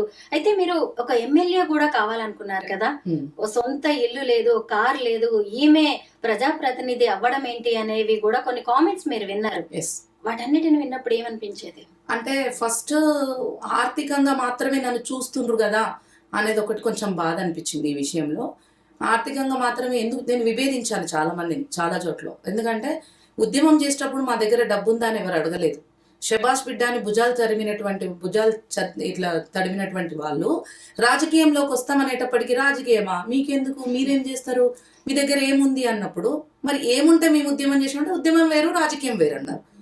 ఉద్యమం వేరు రాజకీయం వేరు అనుకుంటే ఉద్యమ నేపథ్యం నుంచి వచ్చిన మా ఫేస్ వాల్యూ మాకుంది కదా ప్రజలకు. ఇప్పుడు మేము ఒక పిలుపు ఆర్ట్స్ కాలేజ్ నుంచి పిలుపునిస్తే ఎంతో మంది ప్రజలు వచ్చిండ్రు కదా, ఎంతో కొంత మాకు ఫేస్ వాల్యూ ఉంది కదా, దానికి తోడు మాకు లీడర్షిప్ క్వాలిటీస్ ఉన్నాయి కదా. మీరు అవకాశం ఇస్తే కదా ప్రజల్లోకి వెళ్ళి మేము గెలుస్తామా గెలవమా అని చూపించేది. అవకాశం ఇవ్వకుండానే ఎట్లా అంటారు అని చెప్పేసి, అంటే అధిష్టానం ఎప్పుడు మమ్మల్ని డైరెక్ట్గా ఈ క్వశ్చన్ చేయలేదు. కొంతమంది పెద్దలు అంటే మా పార్టీలో ఉన్నటువంటి పెద్దలు దాదాపు ఒక 10 ఏళ్లుగా నన్ను అన్నవి, పార్టీ బయట ఉన్న కొంతమంది పెద్దలు కూడా అంటే ఏమాత్రం పొలిటికల్గా రాకుండా ఉన్న వాళ్ళు కూడా అన్న మాటలు ఇవి. ఆ ఉద్యమం వేరు రాజకీయం వేరు కదా, నువ్వు కనీసం సొంత కారు సంపాదించుకోలేదు, సొంత ఇల్లు సంపాదించుకోలేదు, ఇట్లా అని చెప్పేసి గత 5 years బ్యాక్ అట్లా నన్ను కామెంట్ చేశారు. ఏది 18లో నాకు సీట్ వచ్చే ముందు. ఇంకా తర్వాత నేను అన్నాను, అఫ్కోర్స్ నేను ఉద్యమంలో పాల్గొన్న తర్వాత నేను ఖచ్చితంగా నా ప్రొఫెషన్ ఎంచుకొని వెళ్ళి ఉంటే నేను ఆర్థికంగా సంపాదించేదాన్ని, స్థిరత్వంగా ఉండేదాన్ని. కాకపోతే ఏంటంటే డబ్బు లేదనే కోణంలో చిన్న చూపు చూడడాన్ని నేను విభేదించిన. డబ్బుతో మా త్యాగాన్ని కంపేర్ చేయొద్దు అని కొన్ని చోట్ల నేను ఒకటే అన్నాను, ఇవాళ మీరు సంపాదించుకునే డబ్బులు నేను కూడా రేపు సంపాదిస్తాను కావచ్చు, కానీ నేను తెచ్చుకున్న నా ఉద్యమ చరిత్రని మీరు సంపాదించుకోగలుగుతారా అని కూడా నేను కొందరిని ముక్కుసూటిగా అడిగిన సందర్భాలు ఉన్నాయి. సో ఈ విషయంలో నాకు గ్రేట్ ఆపర్చునిటీ ఎక్కడ అంటే రేవంత్ రెడ్డి గారు అన్న ఏం చేసిండంటే 2016లో నన్ను వెతికి యూనివర్సిటీలో ఒక అమ్మాయి ఉంటుండే, చాలా హైట్ ఉంటుంది, అంటే నాకు ఎవరైతే నా దగ్గరకు వచ్చిండ్రో తమ్ముడు అశోక్ అని, అశోక్ చెప్పాడు ఇట్లా యూనివర్సిటీలో ఉంటుండే, ఉస్మాన్ యూనివర్సిటీలో ఉద్యమం చేసేది అమ్మాయి, హైట్ ఉంటుంది, కళ్ళు పెద్దగా ఉంటాయి, బాగా వాయిస్ ఇచ్చేది అని చెప్పేసి ఇట్లా అని డిస్కస్ చేసి అమ్మాయి ఎక్కడుందో తెలుసుకోండి అని రేవంత్ రెడ్డి గారు అన్నారు అనేది నాకు మా వాళ్ళు ఇచ్చిన సమాచారము. సో అశోక్ అనే తమ్ముడు ఏం చేసిండంటే, అక్క మిమ్మల్ని అన్న పిలుస్తున్నాడు రండి అని అంటే, అప్పటికే ఒక 1 month నుంచే అంటున్నారంట అమ్మాయిని పిలవాలి అని. అన్న పిలుచుకొని 2016లో నేనేం చేశానంటే, వాస్తవానికి నేను ఉద్యమంలో చాలా జెన్యున్గా పాల్గొన్నా మేడం, నాకు వేరే ఇంటెన్షన్ ఏం లేదు, పొలిటికల్ ఫైనాన్షియల్ ఇంటెన్షన్ ఏం లేదు. నా చేతనే అయింది, నేను ఉద్యమం చేయాలి, పని చేయాలి, నాకు ఎంత వీలైతే అంత పని చేయాలనే దాంట్లోనే ఉండే నేను. అట్లుంటే నేను ఏదో పార్టీలో జాయిన్ అయిపోయేది, నా పొలిటికల్ ఫ్యూచర్ వెతుక్కునేది, ఇంత టైం పట్టకపోయేది, ఇప్పటికి ఎప్పుడు ఎమ్మెల్యే అని మినిస్టర్ హోదాకు వచ్చేదాన్ని. సో నాకేంటంటే ఏ పార్టీలోకి వెళ్ళే ఉద్దేశం నాకు అప్పుడు లేదు, వెళ్ళొద్దు అనుకున్నాను.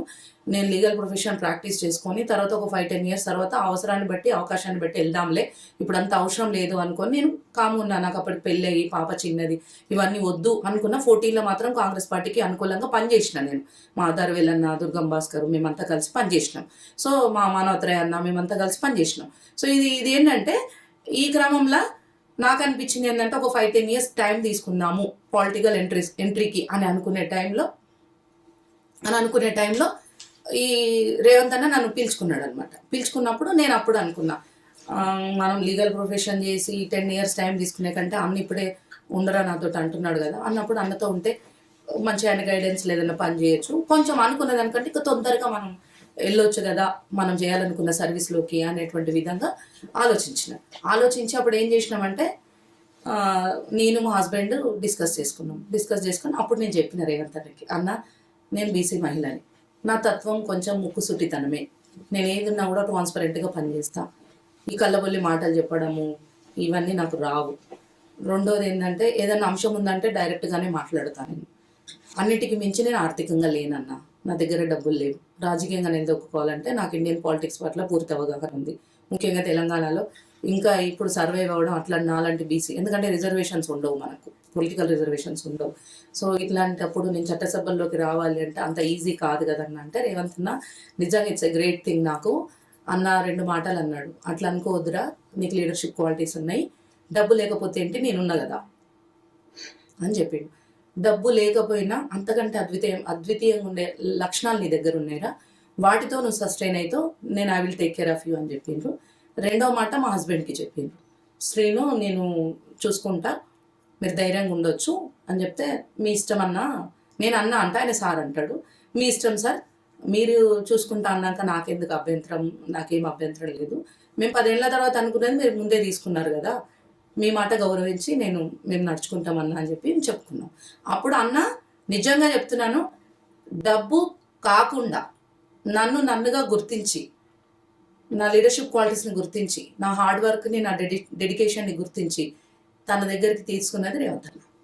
ఇది చాలామందికి ఎక్కువ తెలియదు ఇది, ఎందుకంటే నేను అంత పెద్దగా బయట ఏం అంత షో చేయను. క్యాజువల్గా నాకు అన్న ఏం పని చెప్తే పని చేసుకుంటాను, వచ్చేస్తాను. పార్టీలో నేను అన్నతో పాటు కాంగ్రెస్ పార్టీలో జాయిన్ అవ్వడము, సెక్రటరీ అవ్వడము, దాని తర్వాత జనరల్ సెక్రటరీ, అన్న పీసీసీ అయినాక జనరల్ సెక్రటరీ కావడము, జనరల్ సెక్రటరీ అయినాక నన్ను తుంగతుర్తికి ఇన్ఛార్జ్గా వేయడము, అంతకుముందు ఇంకా చాలా విషయాలలో నన్ను ఎక్కడికంటే అక్కడికి ఇన్ఛార్జ్గా పంపించినప్పుడు, వారు ఏదైతే పీసీసీ ప్రెసిడెంట్గా వారు, వర్కింగ్ ప్రెసిడెంట్గా మహేష్ కుమార్ గారు ఏదైతే బాధ్యత ఇచ్చారో దాన్ని చిత్తశుద్ధిగా నేను పనిచేసిన మేడం. పని చేయడానికి కూడా ఇంకొక రెండవ వ్యక్తి, నన్ను డబ్బు కారణంగా కాకుండా నన్నుగా గౌరవించిన రెండవ వ్యక్తి మన దామోదర్ రెడ్డి గారు, తుంగతుర్తికి అప్పుడు మాజీ ఎమ్మెల్యే, మొన్న సూర్యాపేట నుంచి పోటీ చేశారు. గౌరవనీయులు, ఈ తరానికి ఒక రాజకీయ గురువు లాంటి వారు. వారు నన్నుగా ఒక దత్తపుత్రిక లాగా నన్ను స్వీకరించారు. వారికి నిజంగా అసలు మా రేవంత్ అన్నకి, దామోదర్ రెడ్డి బాపుకి, నేను బాపానే పిలుస్తా, బాపుకి నేను పనిచేయడానికి నాకు సహకరించి నాకు అండగా నిలబడ్డ మహేష్ కుమార్ గౌడ్ అన్నకి, వీళ్ళందరికీ కూడా రుణపడి ఉంటాం మేడం. ఎందుకంటే నన్ను డబ్బులాగా వాళ్ళు ఎప్పుడు చూడలేదు, నన్నుగా చూశారు, ఒక ఆడపిల్లగా నేను చేసే పనిని చూశారు, నా డెడికేషన్ చూశారు, సపోర్ట్ ఇచ్చారు, పని చేయడానికి ఎంకరేజ్మెంట్ ఇచ్చారు. కాబట్టి అలా పనిచేసి ఇక్కడికి వచ్చిన తర్వాత ఇదే హార్డ్ వర్క్, ఇదే డెడికేషన్, ఇదంతా చూసి అన్న ఏమన్నాడంటే, జనగాం సీట్ అంటే ఇప్పుడు కొంచెం కష్టం అవుతుందిరా, నెక్స్ట్ టైం ప్లాన్ చేసుకుందుకు, ఇప్పుడు నేను నామినేటెడ్ ఇస్తాను, మన గవర్నమెంట్ వచ్చినాక నువ్వు పని చేయరా అన్నాడు రేవంత్ అన్న. నేను పని చేస్తానా అని చెప్పిన, పని చేసిన. అన్న కూడా అంతే బాధ్యతగా, అంతే గౌరవంగా నాకు ఇలా ఒక బీసీ కమిషన్ మెంబర్ ఇచ్చారు. హ్యాపీనా? చాలా హ్యాపీగా ఉన్నాను. ఎందుకంటే తండ్రిలాగా చూసుకునే దామోదర్ రెడ్డి గారు నన్ను తుంగతుర్తిలో పనిచేయటం వల్ల ఫుల్ ఫ్లెడ్జెడ్గా పనిచేసిన కదా, ఆ పని అనేది నాకు మా రేవంత్ అన్న దగ్గర మంచి గుడ్ విల్ తెచ్చింది. నన్ను గుర్తించి నన్ను టేకప్ చేసుకొని నేను కాపాడుకుంటా అని చెప్పేసి మాట ఇచ్చిన రేవంత్ అన్న నన్ను కాపాడుకున్నాడు. ఇంతకంటే హ్యాపీ థింగ్ ఏముంటుంది మేడం, ఇంతకంటే హ్యాపీ థింగ్ ఏముంటుంది. ఇంకా మహేష్ అన్న అయితే ఏదైనా బాధ్యతలు అప్పచెప్పినప్పుడు, బాలలక్ష్మికి ఇది ఇట్లా చేయాలరా అని చెప్తే వారికి కూడా నేను రెస్పెక్ట్ చేసి, అన్న ఇగో నేను ఈ పని చేసిన, ఇది ఇంతవరకు ఇట్లా చెప్పేది. ఇంతమంది నాకు ఇంకా చాలా మంది ఉన్నారు, ఒకరికొకరు ఇట్లా నాకు సపోర్టింగ్గా నిలబడడం. బయట నుంచి కూడా అంటే కోర్స్ మేడం, నేను ఆర్థికంగా నాకేం బిజినెస్ లేవు, ఇప్పటికీ కూడా చెప్తున్నా, ఫ్యూచర్లో మేము చాలా చేసుకోవచ్చు.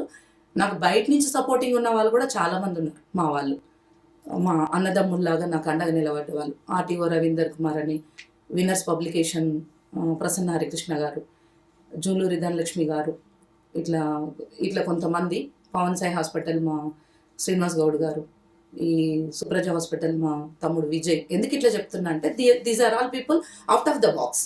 వీళ్ళు ఏంటంటే పొలిటికల్ వింగ్లో కాకుండా అవతలుండి నా పోరాటం, నా త్యాగం, నా వ్యక్తిత్వాన్ని చూసి వాళ్ళు బ్యాక్ నుంచి ఇంకా సపోర్ట్గా నిలబడ్డారు. వీరు నాయక్ అని చెప్పేసి ఇప్పుడు రిజర్వ్డ్ అంబర్పేటలో ఉన్న పోలీస్ లైన్స్ ఉంది కదా, దాంట్లో సర్కిల్ ఇన్స్పెక్టర్గా ఉన్నారు. నేను మామయ్య అని పిలుస్తాను తనని, బాగా దగ్గర ఫ్యామిలీకి. ఇట్లాంటి వాళ్ళు వీళ్ళంతా కూడా మామూలుగా కాదు మేడం, అసలు ఒక్కొక్కరు ఒక్కో రకంగా. ఇంకొక మాట చెప్తాను, నేను ఉద్యమకారిణిగా ఉన్నప్పుడు, నేను పొలిటికల్ డెసిషన్ తీసుకోకుండా ఇంకా తెలంగాణ ఫామ్ కాక ముందుకు, నేను ప్రెగ్నెంట్గా ఉన్నప్పుడు మా హస్బెండ్కి జాబ్ కావాలంటే సిద్ధార్థ ఇంజనీరింగ్ కాలేజ్ నాగే గారు అప్పటికప్పుడు జాబ్ ఒకటి క్రియేట్ చేసి మా హస్బెండ్కి జాబ్ ఇచ్చారు. అంతకంటే ముందు నా పెళ్లి కార్డు ఇవ్వనీకి పోతే, అమ్మాయి మంచి ఉద్యమం చేస్తుంది కదయ్యా, నువ్వు ఉద్యమం చేస్తుంది కదా, నువ్వు ఉద్యోగం చేస్తున్నావు కదా, నువ్వు అక్కడెక్కడో ఉండి ఉద్యోగం చేయడం ఎందుకు, ఇక్కడే ఉద్యోగం చేసుకోమని చెప్పేసి ఏబిఎన్ ఆంధ్రజ్యోతి రాధాకృష్ణ గారు, ఆయన ఒక అసలు ఎంత గౌరవంగా అంటే, అమ్మాయి ఈడ పని చేస్తున్నావు, నువ్వు అక్కడ ఎందుకు అయ్యి ఉండడం, పెళ్లి చేసుకున్నాక ఇక్కడే ఉండి పని చేసుకోమని చేసి రాధాకృష్ణ గారు ఆయనకి ఉద్యోగం ఇవ్వడము. అంటే ఇట్లా ఒక్కొక్క స్టెప్ మేడం, అంత మామూలు విషయం కాదు అసలు. మా స్నేహితులు కానీ ఇంతమంది సపోర్టింగ్గా, ప్రేమ, అభిమానము. నాకు డబ్బు అనేది మర్చిపోయాను నేను అలా ముందుకు వచ్చేసాను. ఇప్పుడు ఎన్ని కోట్లు ఉంటే నేను ఇవాళ బీసీ కమిషన్ మెంబర్ అయ్యాను? కోట్లతో లెక్కగా కష్టపడితే, ఇప్పుడు కష్టపడతాం మేడం, ఇప్పుడు పని చేసుకుంటాం, ఏదైనా బిజినెస్ పెట్టుకుంటాం, ఏదైనా ఫాలోఅప్ చేసుకొని పని చేసుకుంటాం, డబ్బులు వచ్చే రోజు వస్తాయి కాదనట్లేదు. కానీ మీరు అడిగిన ప్రశ్న నేను ఇంత ఎలాబొరేటెడ్గా, ఇంత లెంతీగా నేను ఎందుకు చెప్పానంటే దానికి ఒక రీజన్ ఉంది. చాలా మంది ఆడపిల్లలు బయటికి రావడమే అరుదు. వచ్చిన వాళ్ళకి కుటుంబంలో ఎదురయ్యే పరిస్థితులు, ఆర్థిక ఇబ్బందులు, ఎన్నో రకాలైనటువంటి మానసిక ఒత్తిళ్లు, దాని మీదకి వెళ్ళి ఇంకా సెక్సువల్ హరాస్మెంట్లు, ఇవన్నీ ఉంటాయి. కానీ వీటన్నిటిని ఎదిరించి బయటికి రావాలంటే ఒక ఆడపిల్ల ఎంత స్ట్రగుల్ అవ్వాలో ఈ సమాజంలో అందరికీ తెలుసు, ఇంక్లూడింగ్ మీడియాలో. మీలాంటి వాళ్ళు కూడా ఇంత స్థాయికి రావడం అనేది అంత ఈజీ కాదు, ఎంతో స్ట్రగుల్ చేస్తేనే మనం వస్తాం. నా పొలిటికల్ జర్నీ, నా ఉద్యమ జర్నీ ఇంకొకరికి ఇన్స్పిరేషన్ అవుతుంది. కేవలం డబ్బు లేదని వెనుకడుగు వేయొద్దు. మన శక్తి సామర్థ్యాలు, మన నిజాయితీ, మన పట్టుదల, మన డెడికేషను, మన సంకల్పము, మనం పనిచేసే పనిలో ఉన్న ఒక పద్ధతి ఖచ్చితంగా మనకి అండగా నిలబడుతుంది. అది గుర్తించబడుతుంది. అది గుర్తించబడ్డప్పుడు ఖచ్చితంగా రేవంత్ అన్న లాంటి వాళ్ళు, దామోదర్ రెడ్డి సార్ లాంటి వాళ్ళు, మహేష్ అన్న లాంటి వాళ్ళు, ఇందాక చెప్పిన నేను ఇట్లా అంతమంది, మధుయాష్ కన్నా ఇట్లాంటి వాళ్ళు అంతమంది కూడా, పొన్నం ప్రభాకర్ అన్న అప్పుడు ఉద్యమ సమయంలో మేము అంతా కలిసి పని చేసినాం. ఇప్పుడు సీతక్క కూడా మనకు కొంచెం అందరం, అంటే ఆమె వచ్చిన నేపథ్యం, అంటే వీళ్ళంతా కూడా ఒక ఇన్స్పిరేషనే కదా మేమంతా నిలబడి పనిచేయడానికి. సో ఈ రకంగా రావడము. దీంట్లో ఇంకొక చిన్న బిట్టు చెప్తాను. మాకు తెలంగాణ ఇచ్చినందుకు సోనియమ్మకు కృతజ్ఞత చెప్పడానికి వెళ్ళినప్పుడు, సోనియమ్మ మీ త్యాగాలు చూసి తెలంగాణ ఇచ్చినాం, కాపాడుకోండి అని చెప్పిన వర్డ్ కావచ్చు.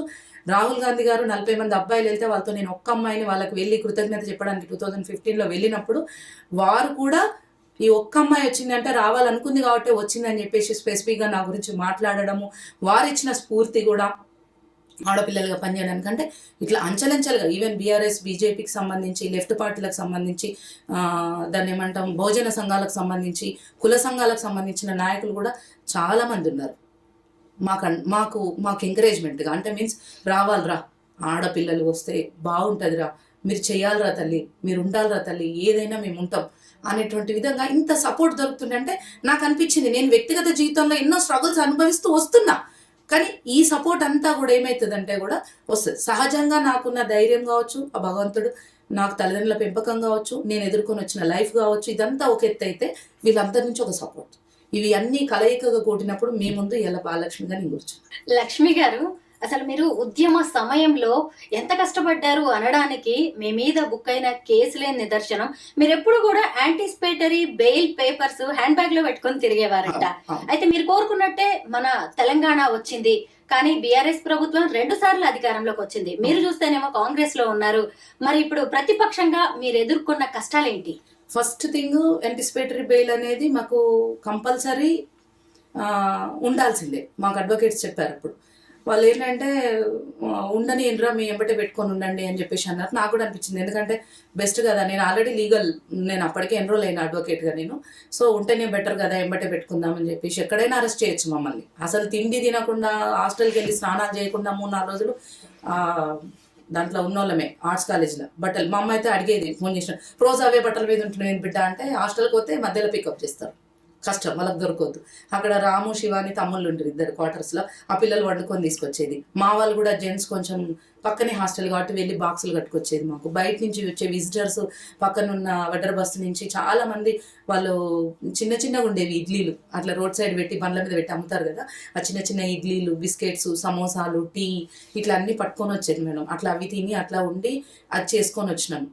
దాని తర్వాత ఏంటంటే ఈ మనకు ఈ తెలంగాణ ఉద్యమంలో ఈ పోలీస్ కేసులు ఇవన్నీ ఎదుర్కొని ఇట్లా వచ్చిన తర్వాత, ఇక్కడికి వచ్చిన తర్వాత ఏది రాజకీయంలోకి వచ్చే క్రమంలో నేను చెప్పాను కదా 14లో దర్వేలన్న ఇట్లా ఉండి మేమందరం కలిసి పొలిటికల్గా ఎంట్రీ ఇద్దామన్నాం. నేను అప్పుడే డౌట్ పడ్డా, వద్దు అన్నాను. కానీ 14 వరకు మాత్రం కాంగ్రెస్ పార్టీ తెలంగాణ ఇచ్చింది కాబట్టి కృతజ్ఞతగా మనం పని చేద్దాం అనుకున్నాం. మేము పని చేసినాం. ఆ పని చేసే క్రమంలో కూడా పొలిటికల్ పార్టీగా మేము ఎంట్రీ ఇచ్చేటప్పుడు ఏ రకంగా అయితే మేము పనిచేయాలనుకోని పార్టీలకు ఆ రోజు పనిచేసినామో అదే ఫుల్ ఫ్లెడ్జ్డ్గా అదే పద్ధతిలో మనం పని చేసుకుంటూ వచ్చినాం. దాని తర్వాత రాజకీయంలో అడుగుపెట్టేటప్పుడు జనగాం సీటు కావాలి అనేది నాకుండే. జనగాం సీటు కావాలి అన్నప్పుడు కొంచెం ఇబ్బంది అవుతుంది అనేటువంటి విధంగా నేపథ్యం వచ్చినప్పుడు మేము ఈ అదే కోణంలో పనిచేస్తున్నా. అప్పుడు లక్ష్మయ్య గారు ఉన్నారు కాబట్టి మాకు అక్కడ రాలి. ఇది ఒక నేపథ్యం.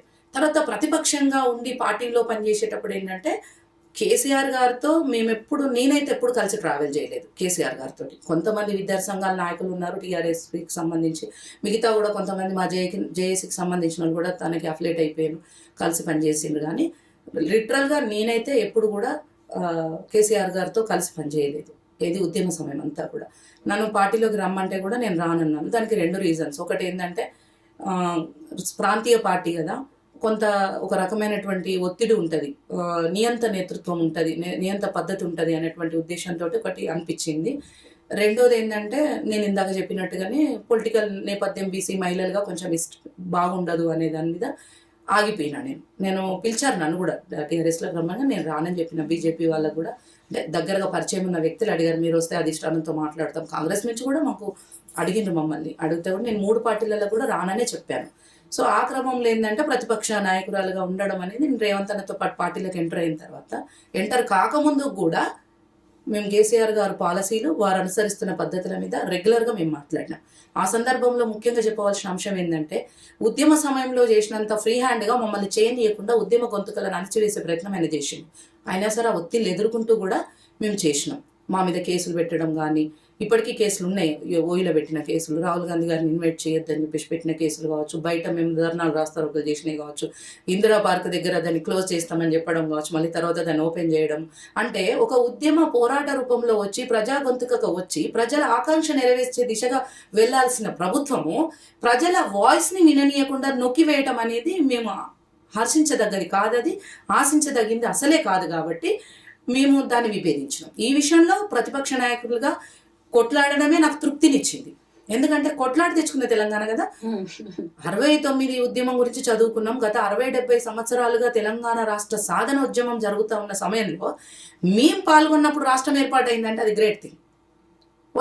రాష్ట్రం వచ్చిన రాష్ట్రం కరెక్ట్గా ప్రజల ఆకాంక్షలు నెరవేరే దిశగా నడుస్తుందా లేదా అనేది మా బాధ్యత కూడా ఉంటుంది కదా అని చెప్పేసి నేను ప్రతిపక్ష నాయకులుగా ప్రజలకు సంబంధించిన ప్రతి అంశం, విద్యా ఉద్యోగ అవకాశాలు కావచ్చు, రైతులకు సంబంధించి కావచ్చు, మహిళలకు సంబంధించి కావచ్చు, ప్రతి అంశం మీద నేను విభేదించాను.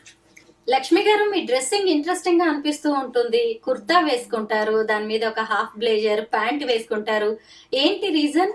అయితే యాక్చువల్గా ఏంటంటే నేను టైలరింగ్ నేనే స్టిచ్ చేసుకుంటాను, బట్టలు నేనే స్టిచ్ చేసుకుంటాను. ఏది 10th ఇంటర్ నుంచి కూడా అలవాటు. సో నాకు నచ్చిన విధంగా నేను కుట్టుకోవడం నాకు అలవాటు. సో అందులో భాగంగా అప్పుడప్పుడు అకేషనల్గా మాత్రమే లో నెక్ వేసేది. జనరల్గా రోజు రెగ్యులర్ హై నెక్ చుడీదార్సే ఎక్కువ వేసుకునేది. అయితే చున్నీ అది ఉన్నప్పుడు ఉద్యమ సమయంలో ఏంటంటే పోలీసులు పట్టి లాగడం, పీకడం అవన్నీ చేసినప్పుడు చుట్నీలు మెడకు పడడం, ఈ బట్టలు చినగడము, అట్లాంటివి ఇబ్బందికరమైన వాతావరణాలు మేము చూసాం చాలా. అప్పుడు నాకు అనిపించింది ఇట్లా కాదు, ఇంకా కొంచెం స్టాండర్డ్ క్వాలిటీ ఉండాలి, పట్టి లాగినా చినగొద్దు.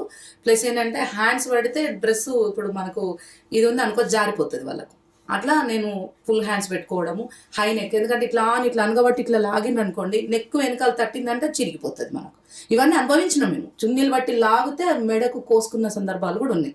అట్లాంటి పరిస్థితులు ఉన్నప్పుడు వీటిని అధిగమించాలని చెప్పేసి నేను ఏం చేసినంటే హై నెక్ డ్రెస్సెస్ వేసుకోవడము, తర్వాత కంఫర్ట్ కోసం అప్పుడు జాకెట్ వేసుకునేది జీన్స్ది, ఏది మొబైల్ పెట్టుకోవడానికి, కొంచెం డబ్బులు ఏదన్నా ఖర్చు లాంటివి పెట్టుకోవడానికి వేసుకునేది. కొంచెం హ్యాండ్ బ్యాగ్ వేసుకొని డ్రెస్ అవి పెట్టుకొని వెళ్ళేదన్నమాట. దాన్ని అందరు దళ కమాండర్ అనేది, నేను నక్సలైట్ నుంచి వచ్చిన అనుకునేది.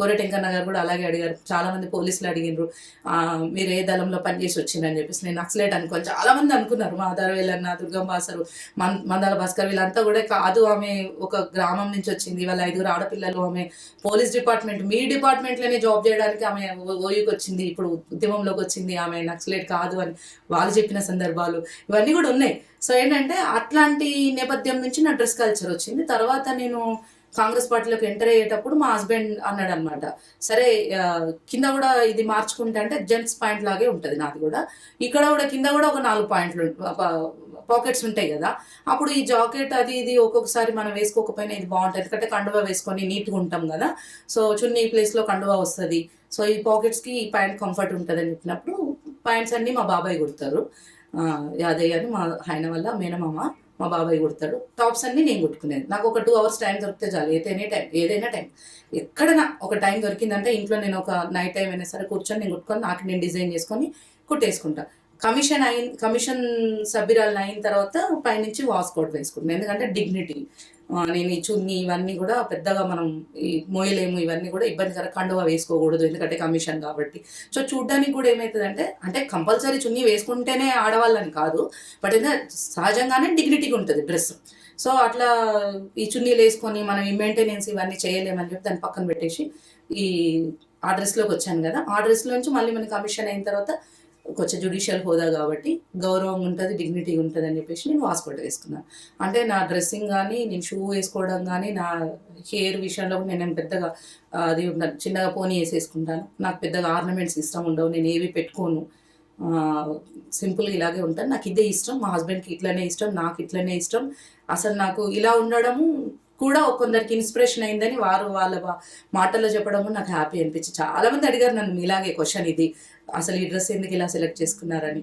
చాలా మంది కూడా అంటారు బాలలక్ష్మి అంటే ఇలా ఉంటుంది, ఒక ఐకాన్ అన్నట్టుగా చూస్తారు. తెలంగాణ స్టేట్ బీసీ కమిషన్ తొలి మహిళా సభ్యురాలుగా ఓ రికార్డు సాధించారు. ఇప్పటి వరకు మీరు ఎలాంటి ఇష్యూస్ ని డీల్ చేశారు? ఇప్పటి వరకు మనం ఇప్పుడు కమిషన్ సభ్యులం అయిన తర్వాత మా చైర్మన్ గారు నిరంజన్ గారు, రాపోలు జయప్రకాష్ అన్న, సురేందర్ అన్న, నేను తిరుమలగిరి సురేందర్ గారు, మేమందరం సభ్యులం, ముగ్గురము. మేమంతా కలిసి పబ్లిక్ హియరింగ్స్ కండక్ట్ చేశాం బీసీల స్థితిగతులు పరిస్థితుల మీద. ఫస్ట్ అయితే యాక్చువల్ ఏంటంటే లోకల్ బాడీ ఎన్నికలకు సంబంధించి డెడికేషన్ కమిషన్ కూడా మాదే ఉండే, లోకల్ బాడీ ఎన్నికల్లో రిజర్వేషన్ ఖరారు గురించి. దానికి సంబంధించి ఫస్ట్ 5 districts మేము పెట్టుకున్నాము, ఆదిలాబాదు, నిజామాబాదు, మెదకు, కరీంనగర్, వరంగల్, ఇవి మేము ఫస్ట్ పెట్టుకున్నాం అనమాట. వీటన్నిటిలోనేమో మేము డెడికేషన్ కమిషన్ హోదాలోనే పబ్లిక్ హియరింగ్స్ కండక్ట్ చేశాము. సో దాని తర్వాత కొత్త డెడికేషన్ కమిషన్ వేయాలని కోర్టు ఆర్డర్ ఇచ్చినప్పుడు మళ్ళీ కొత్త డెడికేషన్ కమిషన్ ఆ పని చేసుకుంటుందని చెప్పేసి మళ్ళీ మేము బీసీలు వాళ్ళ స్థితిగతులు పరిస్థితుల మీద మిగిలిన 5 districtsని మేము కండక్ట్ చేసుకున్నాం అన్నమాట. సో మేము ఫస్ట్ చేసింది బీసీల సంబంధించి ఉన్న కులాలు ఎన్ని, ఆ కులాలలో వాళ్ళ స్థితిగతులు ఎలా ఉన్నాయి, వాళ్ళ సామాజిక పరిస్థితులు ఏంటి, వాళ్ళ ఆర్థిక పరిస్థితులు ఏంటి, వాళ్ళ ఎడ్యుకేషన్, ఎంప్లాయ్మెంట్, వాళ్ళ జీవన శైలి, వాళ్ళ విధి విధానాలు అన్నింటినీ కూడా తెలుసుకునే క్రమంలో మేము పబ్లిక్ హియరింగ్స్ కండక్ట్ చేసినప్పుడు మాకు చాలా అప్లికేషన్స్ వచ్చినప్పుడు అందులో కొన్ని పేర్లు మార్చమని వచ్చిందనమాట. ఇప్పుడు పిచ్చకుంట్ల కులం అని, దొమ్మరి కులం అని, మందుల కులం అని, ఈ కులాల పేర్లతో మనం తిడతాం, బుడబుక్కలోళ్ళు అని చెప్పేసి. ఇవన్నీ క్యాస్ట్లు ఇవి, కానీ ఆ క్యాస్ట్లకు సంబంధించినటువంటి వాళ్ళ పేర్లు పెట్టి ఇప్పుడు మంచి వాళ్ళు కూడా తిడుతున్నారు. అట్లా పెద్ద పెద్ద రాజకీయ నాయకులు, సినిమా వాళ్ళు అందరూ యూస్ చేస్తారు ఈ పదాలను. వాటి వల్ల ఏమవుతుందంటే వాళ్ళు చాలా ఇన్సల్టింగ్గా ఫీల్ అవుతున్నారు. వాళ్ళకు సంబంధించిన పిల్లలకు క్యాస్ట్ సర్టిఫికేట్ వచ్చినప్పుడు స్నేహితులు ఉండకపోవడం, ఒకవేళ కులం తెలియకుండా స్నేహం చేసినా కులం తెలిసిన తర్వాత దూరం పెట్టడము, ఉద్యోగాలు వచ్చే దగ్గర, ప్రమోషన్స్ వచ్చే దగ్గర, ఏదైనా లోన్కి వెళ్ళాలన్నా ఏది కూడా వాళ్ళు సక్సెస్ఫుల్గా ముందుకు వెళ్ళలేకపోతున్నాం. మోరోవర్ సంచార జాతులకు సంబంధించిన కులాలైతే ఇంకా దయనీయ స్థితిగా వాళ్ళదిగా వాళ్ళ జీవన స్థితిగతులే ఇబ్బందికరమైనటువంటి, ఇప్పుడు ఫెడరేషన్లు ఉన్నాయి, కార్పొరేషన్లు ఉన్నాయి, అయినప్పటికీ ఆ ఫలాలు వాళ్ళ దాకా అందట్లేదు. ఇంకా ఇవి అందనప్పుడు మాకు గౌరవ ముఖ్యమంత్రి గారు రేవంత్ రెడ్డి గారు మాకు కమిషన్ చైర్మన్ అండ్ సభ్యులుగా మమ్మల్ని నియమించిన తర్వాత వారిని కలిసినప్పుడు, మీరు వీళ్ళకి సంబంధించిన ప్రతి ఒక్క అంశం మీద మీరు కృషి చేయండి, అన్ని అంశాలను పూర్తిగా క్షుణ్ణంగా మీరు పరిశీలించండి అని చెప్పి వారు మాకు చెప్పడం జరిగింది. ఆ తర్వాత ఈ రిజర్వేషన్స్ అంటే ఎడ్యుకేషన్ ఎంప్లాయ్మెంట్లో ఇవ్వవలసిన రిజర్వేషన్స్, పొలిటికల్కి సంబంధించిన రిజర్వేషన్స్, దానికి వాళ్ళ వెల్ఫేర్ అండ్ డెవలప్మెంట్ కోసం ఇవ్వవలసినటువంటి కార్పొరేషన్స్, ఫెడరేషన్స్, వాళ్ళకి కేటాయించాల్సిన నిధులు, ఈ అంశాలన్నిటి పట్ల మేము ఒక రీసెర్చ్ లాగే చేస్తున్నాం. అంటే గత కమిషన్లు కూడా చేసినవే, మేము ఇంకా ఏదైనా మా నుంచి ఇంకా ఫ్రూట్ఫుల్గా వెళ్ళాలి వాళ్ళకి. అంటే గతంలో జరగని మేలు ఇప్పుడు ఈ గవర్నమెంట్లో జరగాలని చెప్పేసి రేవంత్ రెడ్డి గారు ముఖ్యమంత్రి గారు భావించారు. అలాగే మా చైర్మన్ గారు, మా మెంబర్ సెక్రటరీ గారు, మా డిపార్ట్మెంట్ అంతా కూడా మేము దీని పట్ల చిత్తశుద్ధితో పనిచేస్తున్నాం. వాళ్ళందరినీ పిలుచుకుంటున్నాం ఆఫీస్కి, వాళ్ళ అన్ని డీటెయిల్స్ తెలుసుకుంటున్నాం. సో ఇంకో 1 month వాళ్ళకి నోటిఫికేషన్ కూడా ఇచ్చినాం. క్యాస్ట్ నేమ్ చేంజ్ చేయడం లాంటి దాని మీద ఫస్ట్ నోటిఫికేషన్ ఇచ్చినాం. ఆ క్యాస్ట్ నేమ్లు అనేది ఫస్ట్గా మేము టేకప్ చేసినాము. సినానమ్గా కూడా కొన్ని కొత్త పేర్లు పెడతారు. ఇప్పుడు రజక కులానికి ధోబి అని, కుమ్మరి కులానికి ప్రజాపతి అని వాళ్ళు అడుగుతున్నారనమాట. ఇప్పుడు మిగతా ఇందాక నేను చెప్పిన కులాలన్నిటికీ కూడా వీళ్ళకు వాళ్ళ పేర్లు మార్చేటి కొన్ని ఉన్నాయి, సినానిమ్స్గా పెట్టాల్సినవి కొన్ని ఉన్నాయి. సో ఇట్లాంటి వాటన్నిటిని కూడా టేకప్ చేసాం ప్రస్తుతానికి. ఈ నేమ్ చేంజింగ్ ప్రాసెస్ అయిపోయిన తర్వాత ఇదంతా రిపోర్ట్ ప్రిపేర్ చేసి గవర్నమెంట్కి మేము రిపోర్ట్ ఇచ్చిన తర్వాత నెక్స్ట్ ఇంకా ఫీల్డ్కి వెళ్ళి ఇంకా ఎడ్యుకేషన్, ఎంప్లాయ్మెంట్ చెప్పాను కదా, వాళ్ళకి ఎట్లాంటి రిజర్వేషన్స్ ఇస్తే బాగుంటుంది, వాళ్ళ జీవన స్థితిగతులు, వాళ్ళ జీవన ప్రమాణ స్థాయిని మెరుగుపరచడానికి ఏం చేయవలసి ఉంటుంది అనే అంశాల మీద కూడా మేము రాబోయే రోజుల్లో చేపడతాం. నేతా గీత కలబోత మీ పెళ్లి చెగువేరా మీద అభిమానంతో మీ అమ్మాయికి చేసిరి అని కూడా పేరు పెట్టారు. చాలా బాగా నచ్చింది నాకు. అయితే ఇప్పుడు రాజకీయాల్లో మహిళల భాగస్వామ్యం మీద మీరు PhD చేస్తున్నారు, త్వరలోనే డాక్టరేట్ కూడా తీసుకోబోతున్నారు. ఎందుకు ఈ సబ్జెక్ట్ ఎంచుకున్నారు? అయితే ఏంటంటే నేతా గీత అంటే మా హస్బెండ్ పద్మశాలి. సో ఈ మాట కొండా లక్ష్మణ్ బాపూజీ గారు అన్నారు. ఈ మాట మా పెళ్ళికి ముఖ్యంగా మాకు అన్ని విధాలు అండగా నిలబడ్డది రెడ్డి రత్నాకర్ రెడ్డి గారు, మా గురువు గారు. మా సీనికి డైరెక్టర్ అనే BEdలో టీచరు, జనగాంలో ఉంటారు వారు. జనగాం జిల్లా మూమెంట్, తెలంగాణ ఉద్యమంలో బాగా పనిచేశారు. వాళ్ళు మాకు ఇన్స్పిరేషన్. మా గురువు గారు వారి దగ్గరే చర్చ చేసిన తర్వాత అప్పటికే మేము 8 ఏళ్ళు మాది స్నేహం. మేము లవ్ చేసుకున్నామని చాలామంది అనుకుంటారు, లవ్ మ్యారేజ్ కాదు. మేమిద్దరం మంచి స్నేహితులము. అయితే ఏంటంటే మా వెల్ విషర్స్ అంతా ఉండేందంటే అమ్మాయి ఒక లక్ష్యంగా ముందుకు వెళ్తుంది, వెళ్ళడానికి కూడా నువ్వే కారణము ఉద్యమంలో వెళ్ళడానికి మా సీనుతోటి. మరి ఏదో మీరే పెళ్లి చేసుకుంటే హ్యాపీగా ఉంటుంది కదా, అమ్మాయి ఎట్లాగో పెళ్లి చేసుకోను, చైల్డ్ మ్యారేజ్ ఇంపాక్ట్ ఉంది కాబట్టి చేసుకోను అని అంటుంది. అన్ని అర్థం చేసుకున్నాడు, నువ్వు చేసుకుంటేనే బాగుంటుంది. తను కూడా ఇష్టపడ్డాడు. కొంచెం ఒక 6 months పట్టింది లేండి, మేము కొంచెం ట్రైన్ అప్ అయ్యి మైండ్ సెట్ చేసుకునేసరికి. అట్లా చేసినప్పుడు మా రత్నాకర్ రెడ్డి సార్ మాకు పెళ్లి పెద్ద. తర్వాత పెళ్లి చేసుకునేటప్పుడు క్యాజువల్గా ఓన్లీ టీ అండ్ స్నాక్స్తో మేము దగ్గర వెల్ విషర్స్ పిలుచుకొని చేసుకోవాలనుకున్నాము. ఆ టైంలో ఏం చేసిండంటే మా తెలిసిన అన్నయ్య అంజయ్య అని, తను ఏం చేసిండంటే అందరికి మనలో కూడా వెళ్తే బాగుంటుంది కదరా, ఉద్యమంలో పనిచేసినాం అని చెప్పేసి కొంతమంది ఇప్పుడు మధుయేష్ కన్నా అట్లాంటి వాళ్ళ దగ్గరికి వెళ్ళి పిలిస్తే బాగుంటుంది అన్నప్పుడు లక్ష్మణ బాపూజీ ఏమో ఉద్యమం నుంచి మాకు అంటగానే ఉన్నారు. పెద్ద మనుషులను పిలిస్తే బాగుంటుంది అని చెప్పేసి అందరినీగా పిలిస్తే బాగుంటుంది అంటే మా అభిప్రాయాన్ని చేంజ్ చేసుకొని మదన్న దగ్గరికి వెళ్ళినప్పుడు మదన్న వెన్యూ చేంజ్ చేసేసిండు. మన పెళ్లి ఖర్చు మొత్తం ఆయన పెట్టుకున్నాడు. ఉద్యమంలో వచ్చిన మా గౌడ ఆడబిడ్డవి, నాకు 5 అక్క చెల్లెలు, వాళ్ళల్లో నువ్వు ఒకదానివి, నీ పెళ్లి నేను చేస్తా చెల్లె అని చెప్పేసి అంటే ఒక 1/2 hour టైం తీసుకొని ఆలోచించుకొని అన్నకు ఓకే అని చెప్పి వెన్యూ మార్చుకొని అట్లా పెళ్లి చేసుకున్నాం. అప్పుడు కొండా లక్ష్మణ బాపూజీ చేతుల మీదుగా, మదన్న చేతుల మీదుగా, మా రత్నాకర్ సార్ చేతుల మీదుగా మా పెళ్లి జరిగిందనమాట. అప్పుడు లక్ష్మణ బాపూజీ గారు మమ్మల్ని వేద మంత్రాలు, వేద పండితులు, ఈ తాళి ఇవన్నీ ఏవీ లేవు. చాలా సోషల్ మ్యారేజ్ మాది. సింపుల్గా చేసుకున్నాం. 10-15 minutes మా మ్యారేజ్ ప్రాసెస్ అంతా కూడా. రిజిస్ట్రేషన్ అక్కడే రిజిస్ట్రార్ గారు కూడా వచ్చారు, సబ్ రిజిస్ట్రార్ గారు, అక్కడే సైన్ చేసేసి రిజిస్ట్రేషన్ పెళ్లి చేసుకున్నాం మేము. అప్పుడు లక్ష్మణ బాపూజీ గారు నేత గీత ఆనాటి నుంచే ఇది కలబోత, ఎంతోమంది ఇట్లా మన కమ్యూనిటీలకు సంబంధించి పెళ్లి చేసుకున్నారు. ఈ సమాజానికి వృత్తి కులాలుగా ఉన్నటువంటి వాళ్ళు, సేవా కులాలుగా ఉన్నటువంటి వాళ్ళు, బీసీలు, ఇలా ఇంటర్ క్యాస్ట్ మ్యారేజ్ అనేది సహజం అనే దాంట్లో వారు మాట్లాడుతూ నేతా గీత అనే పేరు పెట్టారనమాట. అంటే నేను గీత కార్మికుడి కూతుర్ని, ఆయన నేత కార్మికుడు కొడుకు అని చెప్పేసి అట్లా ఆ మాట అన్నారు. అదైంది. దాని తర్వాత ఏంటంటే ఉద్యమం చేసేటప్పుడు మేము ఎక్కువ మా హస్బెండ్కి శ్రీనివాస్కి మా మిత్రుడు అంటే ఉద్యమంలో నేను క్రియాశీలకంగా పనిచేసేటప్పుడు నాకు బాగా సపోర్టింగ్గా ఉండి డిస్కస్ చేసుకునేది ఇట్లా కూర్చొని అసలు తెలంగాణ నేపథ్యం, తెలంగాణ కల్చర్, ఈ అంశాలన్నీ చర్చించుకునేటప్పుడు పుట్ట అశోక్ ఇప్పుడు నమస్తే తెలంగాణలో జర్నలిస్ట్గా చేస్తున్నారు. పుట్ట అశోక్ మా స్నేహితుడు. తను విశ్వనాథ్ అని మా ఇంకో మిత్రుడు. తను మేమంతా కలిసి చదువుకున్నట్టు చెగువేరా పుస్తకాన్ని నేను బాగా చదివాను. మా హస్బెండ్కి కూడా సహజంగా ఆయన అంటే ఇష్టం. ఆయన జీవిత చరిత్ర చదివినప్పుడు చాలా ఇన్స్పైర్ అయ్యాను. ఆయన పలుకులతోనే నేను విద్యార్థి మహాగర్జన మీటింగ్ ప్రారంభించాను. కాబట్టి మాకు అనిపించింది మా ఫ్యూచర్ జనరేషన్ మాకు ఎవరు పుట్టిన ఆయన పేరు మీద పెట్టుకోవాలని. అంటే స్నేహితుడు అని కూడా అర్థం. సో శ్రీనివాస్ మా హస్బెండ్ పేరు. ఆయన పేరులోంచి ఫస్ట్ లెటర్ తీసుకున్నా. శ్రీ అంటే లక్ష్మి అని అర్థం, నా పేరులో అర్థం. నా పేరు లక్ష్మి, బాలలక్ష్మి సగం వస్తుంది. ఆయన పేరులో శ్రీ, చెగువేరాలో తీసుకొని 2 కలిపి మా పాపకు పెట్టుకున్నాము. ముద్దు పేరుగా ఎక్కువ చిన్నగా ఉన్నప్పుడైతే ఎక్కువ ఓయు అనే పిలిచేది. మా ఫ్రెండ్స్ చాలా మంది ఓయు అని పిలుస్తారు, ఆమెని శ్రీ అని పిలుస్తారు. ఓయు ఎందుకంటే మా నేపథ్యమే అది కదా, యూనివర్సిటీ అమ్మటి ఆర్ట్స్ కాలేజీ ఓయు అని పిలుస్తారు అనమాట ముద్దు. ఎందుకంటే ఒక్కరోజు ముందు పుట్టింది యూనివర్సిటీ, ఒకరోజు తర్వాత పుట్టింది. యూనివర్సిటీ ఆవిర్భావ దినోత్సవానికి ఒక్కరోజు తర్వాత పుట్టింది ఈమె. ఇవన్నీ మా లైఫ్లో కోఇన్సిడెన్సే మేడం. మళ్ళీ తెలంగాణ ఆవిర్భవించిన రోజు June 2 మా హస్బెండ్ బర్త్డే. ఉస్మానియా యూనివర్సిటీ ఆవిర్భవించిన వెరీ నెక్స్ట్ డే మా పాప బర్త్డే. నేను ఉద్యమ నేపథ్యం, ఆయన ఉద్యమ నేపథ్యం. మా కలయికకి ఒక సెంటర్ పాయింట్ ఏదైనా ఉందంటే అది ఓయు. తను నాకు పరిచయం అయింది అక్కడే. ఇవన్నీగా మా ఉద్యమము, మా జీవితము, మా కలయిక, మా జీవన ప్రయాణము ఇదంతా మిళితం చేసుకొని మా పాపకు పేరు పెట్టుకున్నాం. బాగుంది. మహిళల మీద ఎందుకు రీసెర్చ్ అంటే నేను ఇందాక చెప్పాను కదా, ఉద్యమాల్లో చేయాలన్నా, పొలిటికల్గా రావాలన్నా, అసలు మహిళ ఏ పని చేయాలన్నా కూడా చాలా టిపికల్ కండిషన్స్ ఎదుర్కొంటాం. ఎన్నో ఒత్తిళ్ళు, ఎన్నో పరిణామాలతోటే మనం పైకి వస్తున్నాం. అది పెద్ద చరిత్ర. విమెన్ గురించి సపరేట్గా మాట్లాడాలంటే మనకు హాఫ్ డే పడుతుంది.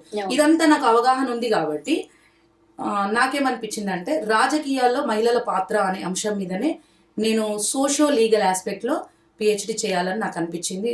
లక్కీగా మా టీచర్స్, మా గైడ్ రాధికా యాదవ్ మేడం, మా గురుగారు జీబీ రెడ్డి గారు, వాళ్ళందరూ కూడా నాకు సపోర్టింగ్గా నిలబడ్డారు. సోషియో లీగల్ ఆస్పెక్ట్లో అసలు విమెన్కు ఉన్న హక్కులేంటి, చట్టాలేంటి, అసలు అవి ప్రామాణికంగా ఆచరించబడుతున్నాయా, అమల్లోకి వస్తున్నాయా. ఇప్పుడు 50% రిజర్వేషన్ ఉంది లోకల్ బాడీస్లో, కానీ అదే అసెంబ్లీకి వచ్చేసరికి, పార్లమెంట్కి వచ్చేసరికి అంటే మనకు చట్టసభల్లోకి వచ్చేటప్పటికి మహిళలకి రిజర్వేషన్ లేదు. స్పెషల్గా మహిళలకు రిజర్వేషన్ లేదు. అందుకే కదా 33% రిజర్వేషన్ విమెన్ బిల్ పాస్ చేసింది మొన్న గవర్నమెంట్. సో ఇది లేదు కాబట్టి అసలు మహిళ ప్రాధాన్యత ఏంటి రాజకీయాల్లో, ఆ మహిళ రాజకీయాల్లోకి వస్తే ఏం చేస్తుంది అనే అంశాల మీద నాకు రీసెర్చ్ చేయాలనిపించింది. కాబట్టి అదే టాపిక్ని నేను ఎంపిక చేసుకున్నా.